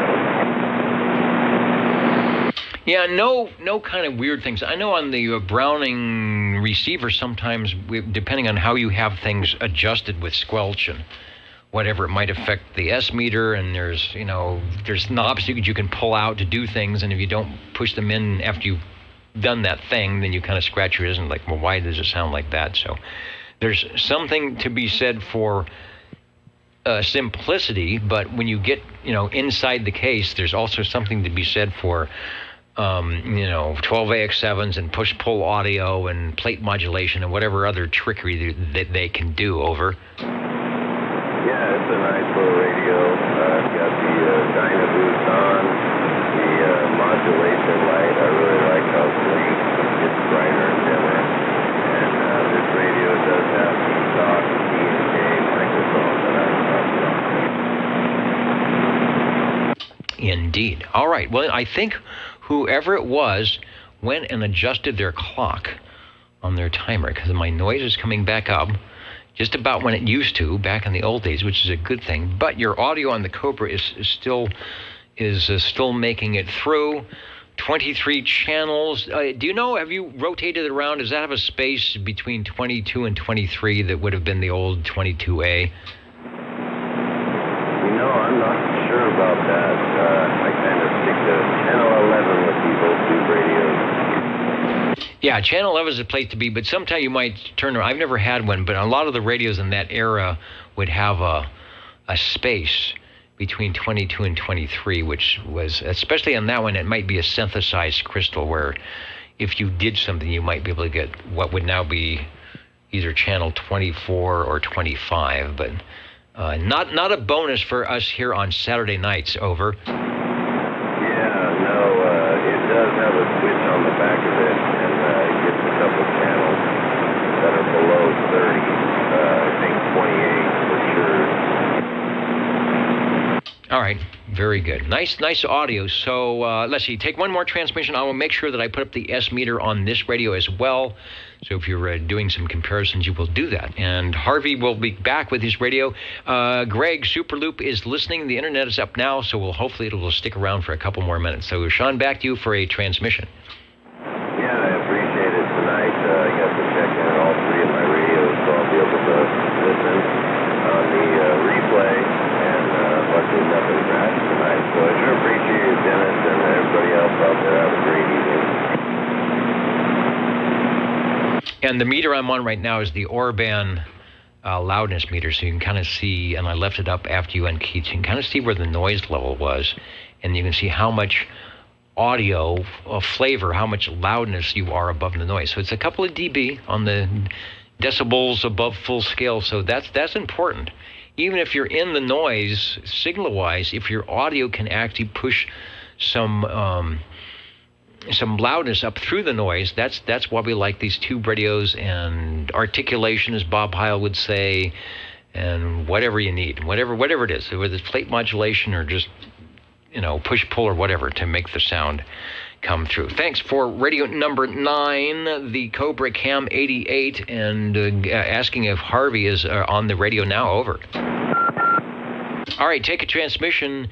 Greg is listening via the internet, assuming that the internet is still up where he's at. So maybe you should ask the question first. Okay. Can you hear me well enough for Dennis? And the answer is, as we say in amateur radio, Yankee Echo Sierra. Over. Okay. This is my Browning S9 R2700. Okay. My question is to Greg down there. I worked on a Mark III, the transmitter. I could not set the bias. I figured out that the 33-volt special secondary winding was out on the transformer, and I had a transformer, so I replaced it, and everything's fine. But I noticed that it goes to set the bias, and another voltage from that area goes to the 3 transistors that are sometimes in the transmitter for the AMC ALC. Which, by the way, my particular Mark III doesn't have, but this one I think did. My question is, if you just want to operate AM, do you have to actually replace the transformer and set the bias? I assume you do, but I just wanted to get his opinion. And that's me checking in this one. I'll go to another one. All right, and the internet is slow. He might still be listening to the beginning of the question. If he's still got internet, and if he's able to type a 25 words or less quickly, we'll get that. Otherwise, we'll get it at some point. So a good technical question, and that's one of the things we do here also at the Old Tube Radio Network, is help people with technical issues with our technical type people, even from the files of 23s could do. Mentioning that wiggling the blank spot on many crystal synthesized radios enabled at channel 22A. It wasn't a tube radio, but I had the first realistic Navajo, the TRC 23 or 23B, and you physically they had to ground it out or something. So I had to go in and cut a wire, and sure enough, that blank spot turned into 22A. And this is what I didn't know, is that very few had 22B due to the synthesizer scheme. So yeah, it was all back to our antenna thing, and it's math. When you multiply this with this and this, you are at these numbers no matter what you do. And there was one that didn't, it was ComSat 25 that had both A and B enabled from the factory. So very cool, which is now 22A and B, which is now 24 and 25. So, Harvey, did you say you're changing radios again? Roger.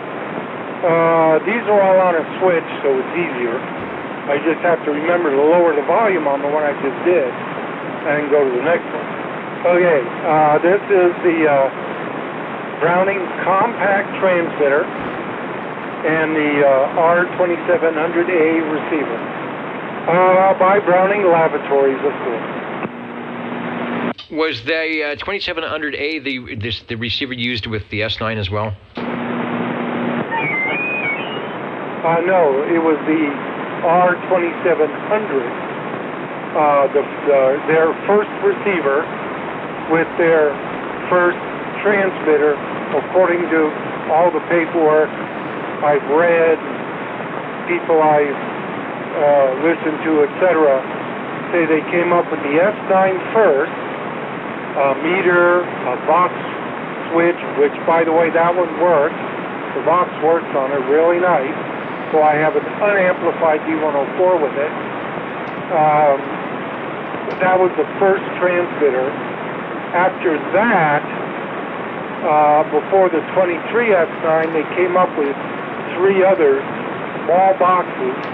This was one of them, the compact, and then they have the T2700 and T2700S. One of them with a power supply in it, the other one without the power supply. It gets it from the receiver, as does the Browning compact.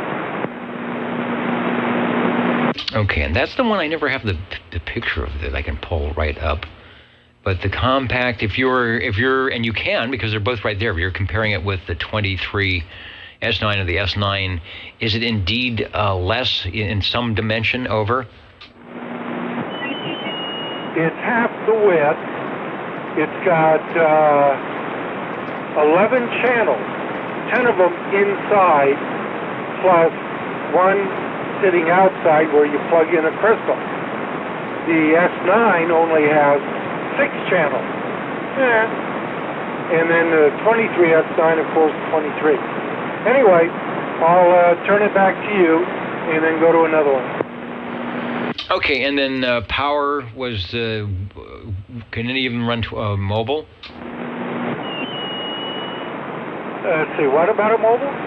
Could any of those 2 radios run on mobile power? Just stick them in a car? I don't think so.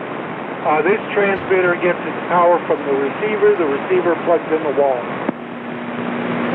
Ah, okay, and that was sort of their standard format. Got it. All right, you are radio.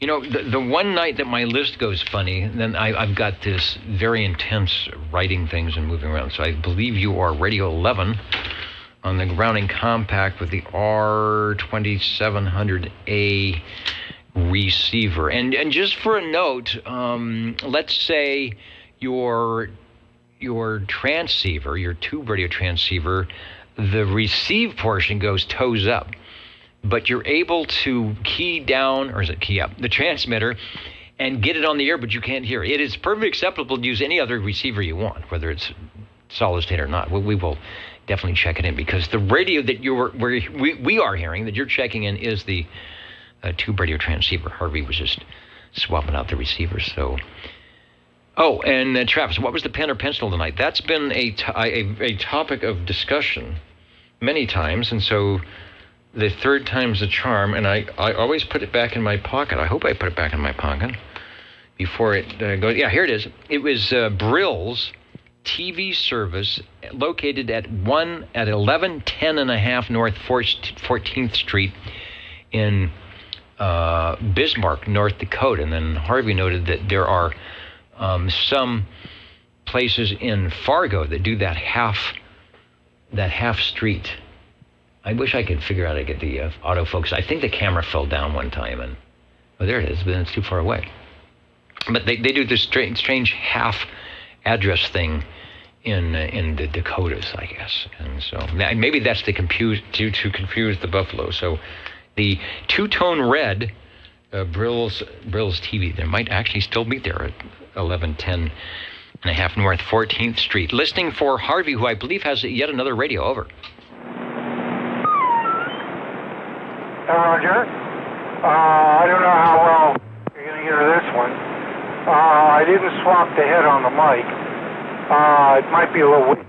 The first 2 Browning, each one was a transmitter and receiver. I didn't use the same receiver. The first one was the S9, with the R2700. Second one was the compact with the R2700A. And this is the 23S9 with the R2700A. And by the way, that address, closest I could get to it was 1110. I couldn't get the 1/2. But when you look at it on Google Maps, it is one big, huge, giant snowdrift piled up in an empty spot. The store may be underneath, but I couldn't tell. So you might have to dig a hole to get your television service, but they will eventually get it. Roger. Oh, yeah. Okay. This is the 23S9 R2700A. All of these so far, including this one, obviously, have D104s. Some amplified. The first one was not. I'm not sure about the compact mic, but it wasn't because I like to use it with the Vox. An amplified mic just doesn't work that well with it. Okay, another one. All right, before you go, we're showing the extended, I guess they call it the chicken head selector switch. Is that, in your opinion, is that a modified thing, or did Browning have the special extended switch to point right at the numbers? Which one are you talking about? The 23S9 over. The switch that's on mine is round. I think it's the stock one, and it's got a little line on there, and that points to A, B, C, D, E, F. Okay, so I'm just was wondering if that was a Browning thing, so I'm thinking it is. It wasn't somebody modified. It's like, I need that pointer to go farther out and touch the numbers on-off switch. You can select your meter function, and there was a forward. Oh, so they still put an S meter. They still built an S meter into that, it looks like. In which one? In the 23S9. Oh, Roger. And there were two models that I remember. Well, I've got both of them. One with painted on numbers, big around, and with a chicken head knob. The other one was a smaller stick-on aluminum black little dial with a smaller knob, and it was glued on. Well, hopefully they used that good glue. From the OTS radio room, Levon is saying hello, radio, and I think you said, speaking of radios, you were going to grab another one. So the Jingle Singers are going to give us one of their finest moments for the next 20 seconds. Thanks for listening. You are tuned to the Old Tube Radio Network. You're tuned to OTR. Channel 11. Right here in Fresno, California. Stay with us. Old Tube Radio. And be modern. And indeed, you can stay with us and be modern. I think some of these radios were actually considered modern at the time they came out. They were electronic state-of-the-art, such that state-of-the-art might have been back then, and some of the styling that we've seen throughout the years is indicative of modern styling, like they would put on the AM, FM tabletop radios to make sure it got into the kitchen and looked well. Standing by for the next radio. You were listening to it before. I've got a quick coax switch. This one was the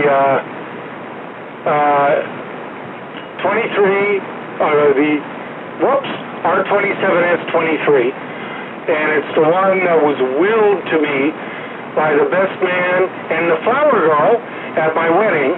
They were married, and I run it the way he runs it, or ran it, with a +2 desk mic. Okay, and that's sort of the rarity, the +2 on a Browning. I think most people say, no, don't run a +2 on a Browning, but I think it was a little less intense in the high frequencies than the D104. So if you had a radio that has a penchant to be really harsh, the +2, not over cranked, probably was not a bad idea, as long as you could get get the audio to not be, I don't know, can you overmodulate a Browning? From S9 Radio, Greg says he loves the question and doesn't have an immediate answer, but he's going to try to look into it. He says he rather suspects that there's no bias for AM operation, but he's going to look at the plate current and other things on the AM with the bias intentionally set wrong. So if that makes sense to the scheme of things, that's what's happening over in the laboratories down near Big Bear. Alrighty. The Browning Golden Beagle R68 T68 by Browning Laboratories with the custom D104 with the Browning medallion on the back. Thank you to Greg down there. I suspect that, okay, the 26 point whatever voltage, 26.6, that goes into the bias control. The bias control goes in between the 12BY7 and the 7558 tube into T5 transformer. Did I do that from memory? No, schematic sitting right here. Well, kind of from memory. I can't quite see it from where I'm standing, but it's down there. Anyway, so I'm kind of thinking you do need it because the bias you're setting, and that goes in between those two tubes into a tunable transformer. So I kind of think you do, but when I first fixed that radio, the AM worked really well. He wasn't concerned about sideband. I didn't know it worked, but the AM worked, and then I said, well, I better set the bias. So I went down to set it, and the needle just slammed completely over. Couldn't adjust it, couldn't do anything. So I did what my old TV repair instructor person told me, follow the voltage. So I went right to the 33 volt winding, and it was out. So there you go. But it did work on AM, sounded good. And by the way, I did replace the transformer with a good one, but I have the second one here because I can use it in another radio that doesn't require the bias. I think I might be able to use it in a Mark II Mark II AM transmitter, maybe. I don't know, but I saved it. Okay, one more to go. Okay, before you switch, just let me get the confirmation that's one of the R68 T68 items. Yes, the Golden Beagle, rough. All right, the R68 T68 Beagle. So onward and upward with that, and I'm just really pleased that my big static, whatever it is, it has not switched on tonight, or if it's on, it's on in a much lesser form. So all of the receive audio coming through the net tonight is quite well. So I'm appreciative of that for our shortwave listeners to get a chance to listening to some of these great radios. And we're sort of getting a chronological history down Browning tonight. So if anyone doesn't know what the most heard manufacturer will be, you probably haven't been paying attention. Are the Jingle Singers, do they want to jump in one more time? They're saying no. All right, that's fine with you. This is the Old Tube Radio Network listening. Break OTR. And the break OTR, go ahead, please. Hello, Dennis. 70 late check-in request from the mobile unit, over. Wow, I hope, one, that all is well, and two, that whatever weather is going on works well with wherever you're at. And I hope that the reason we actually heard you is because we just happened to be on late enough to sync with your schedule. You are sounding good over. Yeah, as are you. Yeah, we're doing good. Everything's good here. Just no radio stuff set up yet, so there's so many other things going on. But yeah, good to hear you on. Actually came out about 10 after 10 or something, thinking you might be there. And I can't hear all the other stations. I can barely hear Harvey, but you're sounding fine there. Anyway, I do appreciate your being on the air and appreciate the late check-in, man. All right. Well, thanks for joining us. That's SWL70 at a S9 Plus signal coming in, so no problem, even if I had noise. Wherever you're at and whatever you're doing, it's sounding good. All right, it's probably cold. We appreciate you jumping out there and putting the X in the square, because it has been a while.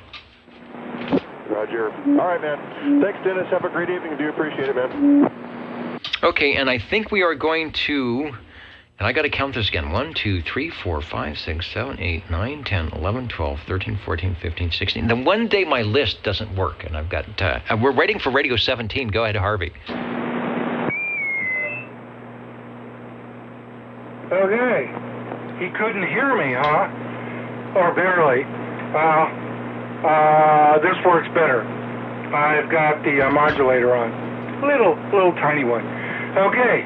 This is the R68T68 Browning Golden Bagel by Browning Lavatories. It also has an non-amplified D104 with the Browning medallion on the back of the head of the microphone. Anyway, it's hot in here. I didn't think I'd be able to say that tonight, but it's hot in here. Do you have air ducts, heating and cooling? I thought maybe you didn't in that, but this shack you do, right? Yeah, I've got air ducts. They're quacking right in the corner. The air ducts. All right, without heating up the room too much, as we've heard throughout forever, all of the Browning audio sounds pretty much the same characteristic. It's loud. It's really, even when you crank things up, it's hard to distort. They roll off the low frequencies below 200 hertz.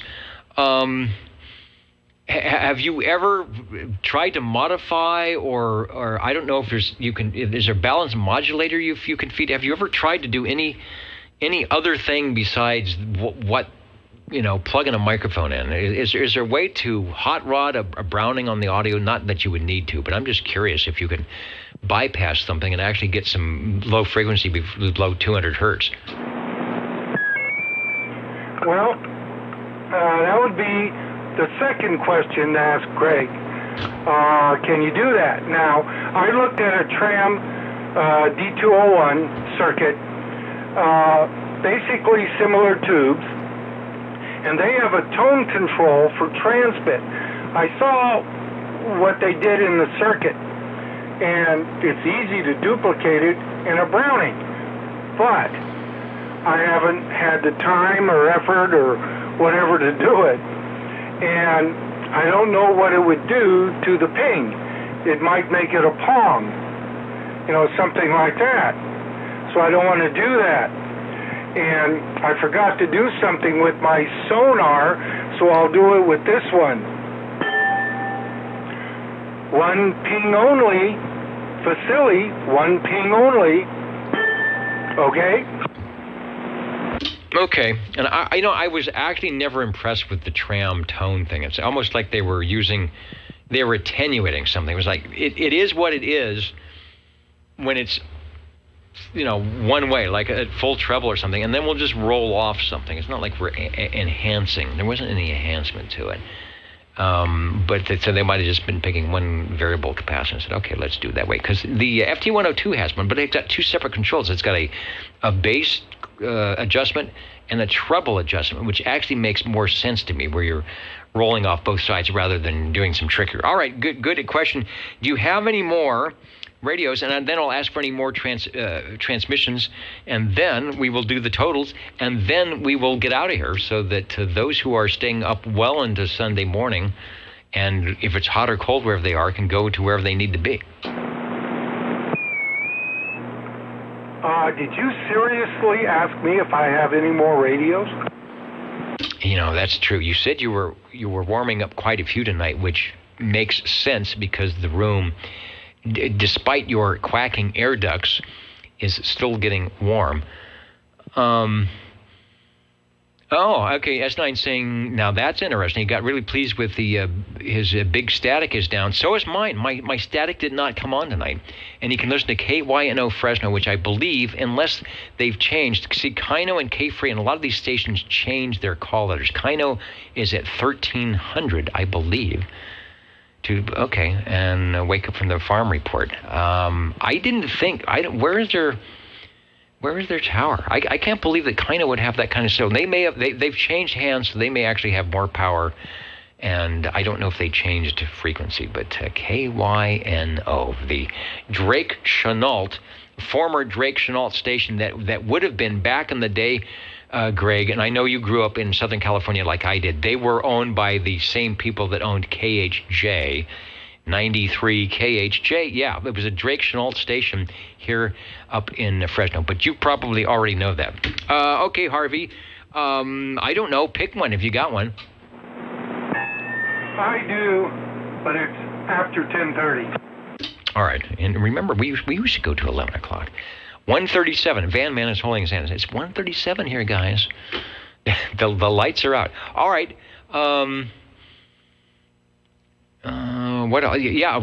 Pittsburgh Estate says, when I think of California, I think of a lot of things, but never farms. Now, where I was 8 hours ago, you don't think of farms. You think of Southern California and swimming pools and movie stars and the Beverly Hillbillies. But when you come to the Central Valley, you drive down that hill, and you smell the dairies, and you smell whatever the pesticides or whatever they're spraying on all these crops. It's a whole different place.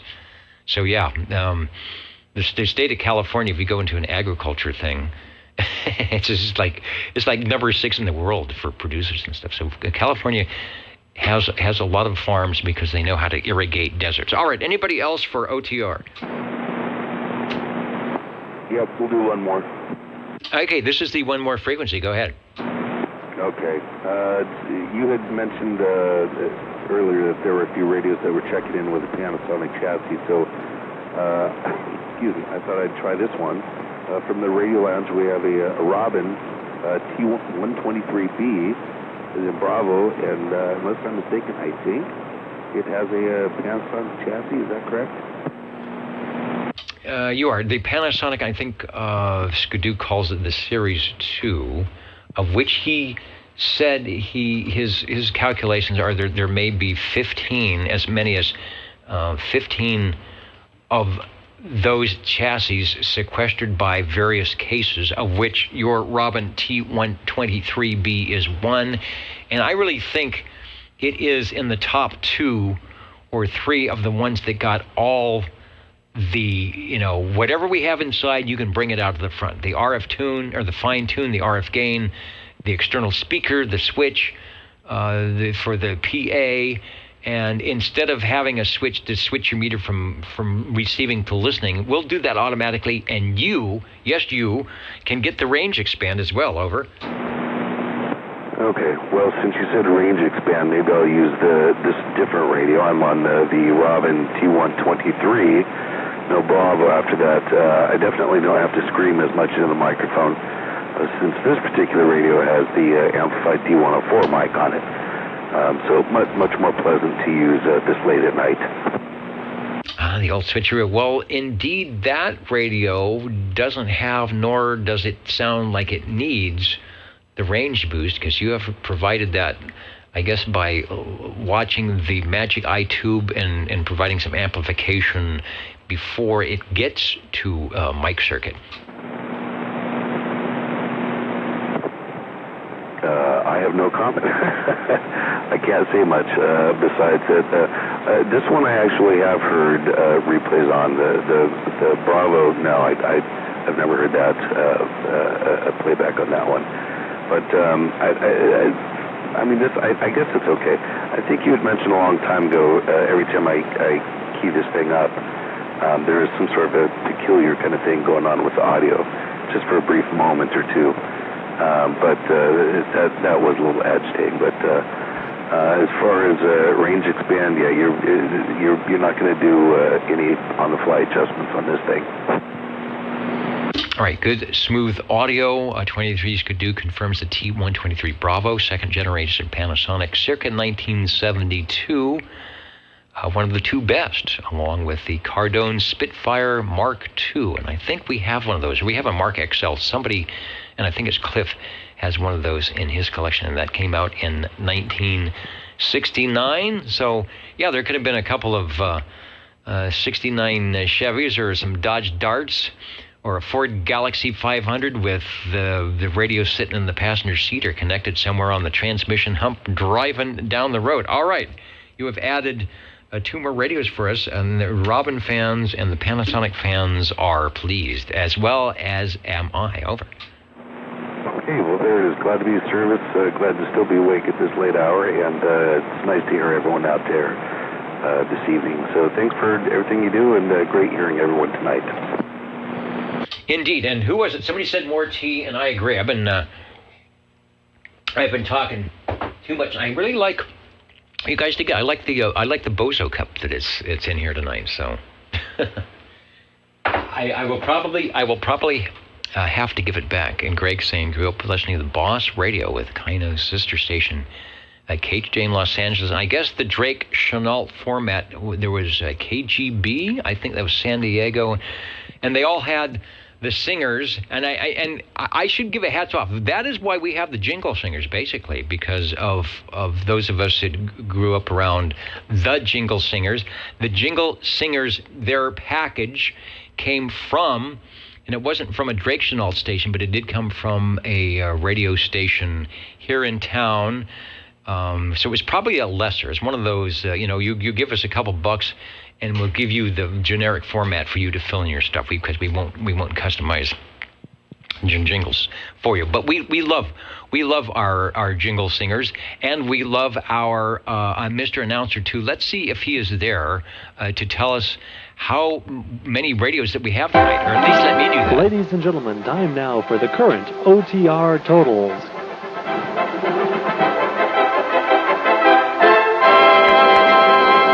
14, 15, 16, 17, 18. I think we had 18 radios tonight. Let me unkey. Did I get all the radios that we need to get here? Over. Dennis, I'd like to check this one in real quick.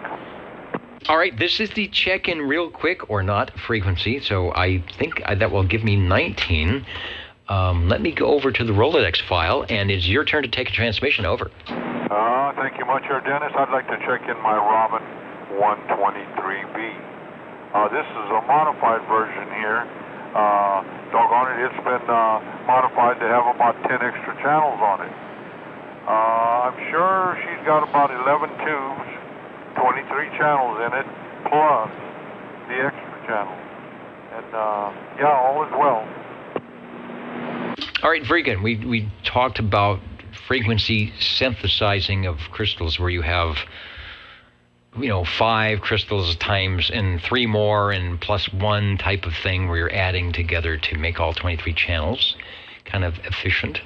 And by doing that math, sometimes you came up with the possibility of having 22A, which is now channel 24, and indeed with yours, with some trickery of moving those frequencies around, or putting this frequency with this one, ooh, wink wink, we can get you frequencies that aren't even in the official 23 channel band. And so that's what they're doing. So that's before the PLL chips, where you could do other trickery, but this was the early type of stuff. Radio is sounding good. It seems to be a Panasonic number 2 night, and you are Radio 19, so take another transmission. Over. Thank you for letting me check this one in, Dennis. And I am on the original Robin 123B microphone. A little bitty guy, not very big. Okay, Dennis, doggone it, what a wonderful evening. Thanks a whole lot. I agree. Good times here on the Old Tube Radio tonight. We'll add another Robin T123B, and then I will have to print up a list and redo all these, because I might get extra credit tonight. I want it to be good. I want to make sure I get my extra credit. So I think we might know who the second place is tonight. I haven't even started counting and amounting. So give me a minute or two to do that, and then I will be back with items of interest for your old tube radio pleasure.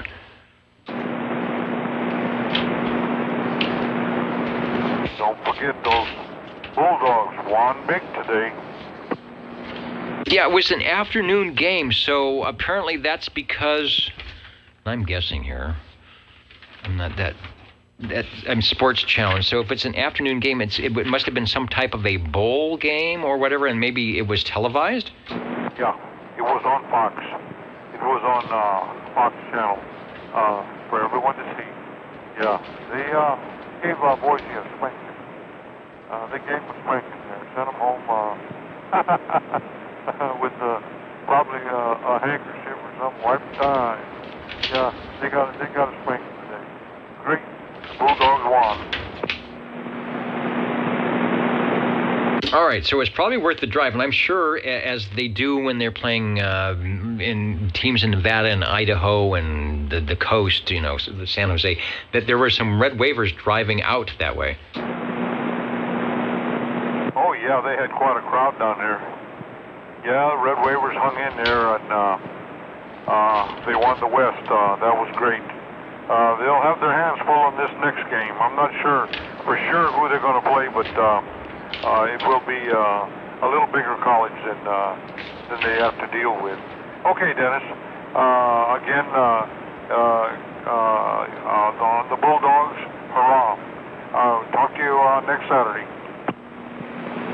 Okay, I do believe I will be here. There is talk that the Christmas decorations, such that they are coming out around. I don't know what will be here in the control room. They're going to be decorating the other parts of the studio. Espresso Trucking Company might come in as well, as they often do with their holiday fair. So a good time will be had by all. So now, let me do this. Let me hear the fanfare, and here we go. Ladies and gentlemen, time now for the current OTR totals.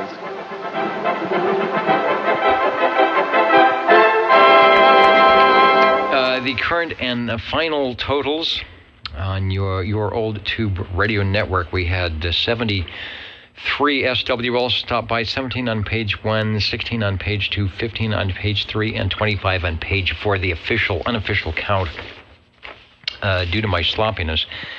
And the most heard manufacturer, as you already know, thanks to our sort of chronology of the Browning Laboratories, which is a good thing. We're glad to get any model, but there were some in the early days. There was quite a competition between those whose favorite radio was X, Y, or Z, and so sometimes people would stack the deck by checking in all of their X radios on one night or all of their Z radios on one night to skew the results, which is always good for us, which is like half a night. That means we get a grand total of a lot of radios. So with the Brownings tonight, there were 1, 2, 3, 4, 5, 6, 7, which was number 1. The Robins came in at 3, and the Sonars had 2. But anyway, let me go through the list for if you were keeping score or not. And of course, as we said, the archive is up audio-wise at oldtuberadio.net and video-wise on, I guess you just go to Old Tube Radio Network Live. I don't even know about the video. It sort of happens, and I for some reason happen to be in it. But I'm glad that the radios are actually in it. But I try to get the S meters and some audio things in there as well, so you can give yourself a good synopsis of how things are working. Plus, you can hear it. Radio number 1 tonight, the Browning Golden Eagle Mark IV from Sean. And let me unkey for a second. Yeah, my noise level is still S5. So the strange noise that has been cropping up for what? It's been a couple months now. It usually happened at 10 o'clock. So it did not happen tonight. So maybe whoever or whatever it is, they haven't figured out that it's not on, that it's not happening. I'm not complaining. If I knew what it was, I wouldn't. I don't think I would tell them. Thanks, Sean. Sounding good tonight in all the radios. Joe, Hustler Radio number 2 in the E.F. Johnson Messenger TWO. Very underrated radio. Very always good audio.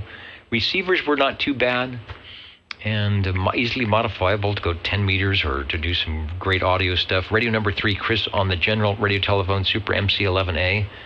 Probably underrated in the day, just because there were Brownings and there were Trams, and there were at the time when a lot of the solid state radios were just starting to come out and packing in clocks and extra knobs, and General Radio was still figuring out on the kitchen table, how do we make it sound loud and still make it affordable, which they did. Radio number 4, the Browning Golden Eagle Mark III. So Sean's collections of Brownings and helping. See, this is like the old days when the Browning guys would get together, or they'd hear Brownings and think, you know what, I've got some Brownings, so we'll put those in the mix.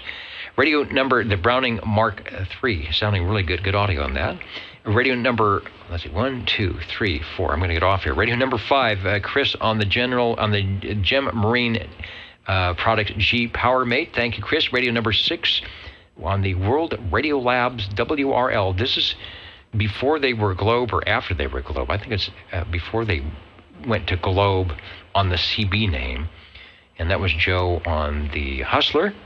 Radio number 7, Chris on the Chris 23 Plus. Radio number 8, the Sonar Model E from Harvey, followed by the Sonar Model H for Radio 9 with some microphonium testing on the fact that when that carbon element nests in its little secret spot, it doesn't sound too good. I don't know. I still think there was probably some spacing or foam or something in there that's not there anymore that's trying to fix that sound for you. Radio 9, 10, I don't know anymore. The Cobra Cam 88 from Sean. So that would be 1, 2, 3, 4, 5, 6, 7, 8, 9, 10. So that's Radio 10. All right, my numbers are right. There's no lines and just numbers willy-nilly across the page. So Radio 10, the Harvey. All right, the Harvey show. We had the Browning S9 2300. I know I'm going to get this wrong. And then we had the Browning Compact with the R2700A. And then we had the 23 S9 with the R2700A. Harvey's going, no, he's wrong. And then, I might have missed one. And then we had the, that was there. Maybe there was vodka in that tea tonight. At 23, the R27 S23, so the first Eagle of the Brownings. And then we had the R68 T68 Beagle. These are all from Harvey. And then we have the R68 T68, which is not the Mark II, the Mark None, Browning Bagel. And then we heard Mike on the Robin T123 Bravo. And he came back again with the Robin T123. And then Joe joined in with his Robin T123B. So let me stop for a second here. Reset the transmitter, make sure it's not broken. And I think that was close, but I'm fretting that I might have missed a Harvey radio. I might have missed number 13 because I've got an entry, but I don't have a radio marked for that. So maybe it's a bogus entry. It's between the 23S9 and the S23R27. I'm thinking that was just an entry that shouldn't be there. I checked in 6. Yeah, so I think I probably got excited and wrote something down and then wrote it down again because you've got a 6. So you checked more radios, but it was 1, 2, 3, 4, 5, 6, 7. All right, so that is a bogus entry. All right, doggone it. Maybe I'm not going to get my extra credit after all. So that still gives us 18 radios. Good deal. So hopefully there was some learning going on because we had some good technical talk. Greg is probably going to come back with some items on the Brownings. He said he's doing a little research on that. Good night to the stations who are leaving. And if you're watching, scrolling back to the end later on in the next day, have a good morning as you find out what went on during the end of the net here. And yeah, Richard, 40 channels came about because the manufacturers wanted to sell more radios, and then they said you couldn't sell the 23 channels. And since everybody was doing it anyway, so more trickery. All right, everybody, 73, thanks for listening to me. Thanks for listening to the radios. The Old Tube Radio Network heard here on Channel 11, 27085 in the Central Valley of California. Most Saturdays starting at 8 p.m. Pacific time. Also streaming audio at oldtuberadio.net and audio and video on that Facebook thing. No, I'm on that YouTube thing. Plus, there's a Facebook thing as well. We got you covered. Good night, everybody. Dennis? This is the Basic Dennis, over. You got the Beagle and the Bagel, right? I got the Beagle and the Bagel. So I'm chronologically, for some reason, I think I made an entry, and that may have been when we started talking about things, and then I made another entry that I shouldn't have. Reverse order. The Beagle, R27S23, 23S9, R2700A, Browning Compact, R2700A. Right. First one, S9, R2700. R2700. 6 of them, yes, plus 2 from Sean makes 8. Yes. Okay, that's what I got, because I eliminated the bogus entry. It was 6 of one, 2 of one, 4 and a partridge in a pear tree, which I forgot about. Dang partridge. All right. The tea is gone. I don't know. It might be Ovaltine, or maybe they got more tea in there. I'll see what we've got. Thanks to those who joined us on Echo Link tonight. My bad microphone technique. Let me get close to the microphone. All right, 73, everybody. Thanks for joining us, and we will catch you next time on your Old Tube Radio Network. Thanks, Dennis. And what do they say? What do the Fresno State alums and the Bulldog fans everywhere say? Go Dogs. And I guess they're gone. That's the last game. That's usually about right. It's sometime in December where there may still be a bowl game at Fresno State because they host something. So there may be some more football, but it won't be involving FSU.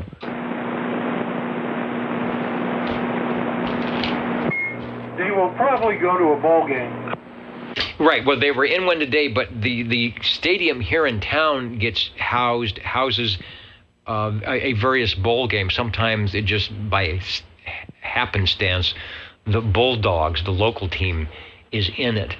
But if not, then they'll probably be hosting something coming up here in the next week or two. Tonight's game was the Mountain West Championship game. Fresno State had won the west part of the Mountain West, and Boise had won the mountain part. And they have a championship game for the league title, which was in Boise tonight. Now, Boise will probably go to a bowl game, and Fresno State will probably go to another bowl game. Probably won't be in Fresno, but they'll go to something. All right. It sounds like everyone gets a trophy. I can't believe I'm talking sports. I know nothing about sports. So, although I have played, what was it? The 23 Scooters. I've been in the Tidy Bowl. When I was working for Procter & Gamble. That's always a fun item. And no matter if you win or lose, you always come out smelling nice. Yeah, except the game I played in was the Toilet Bowl. All right. And it's late enough, a lot of people heading for a big night, a midnight snack. That sounds like a good idea. Good night from your Old Tube Radio Network.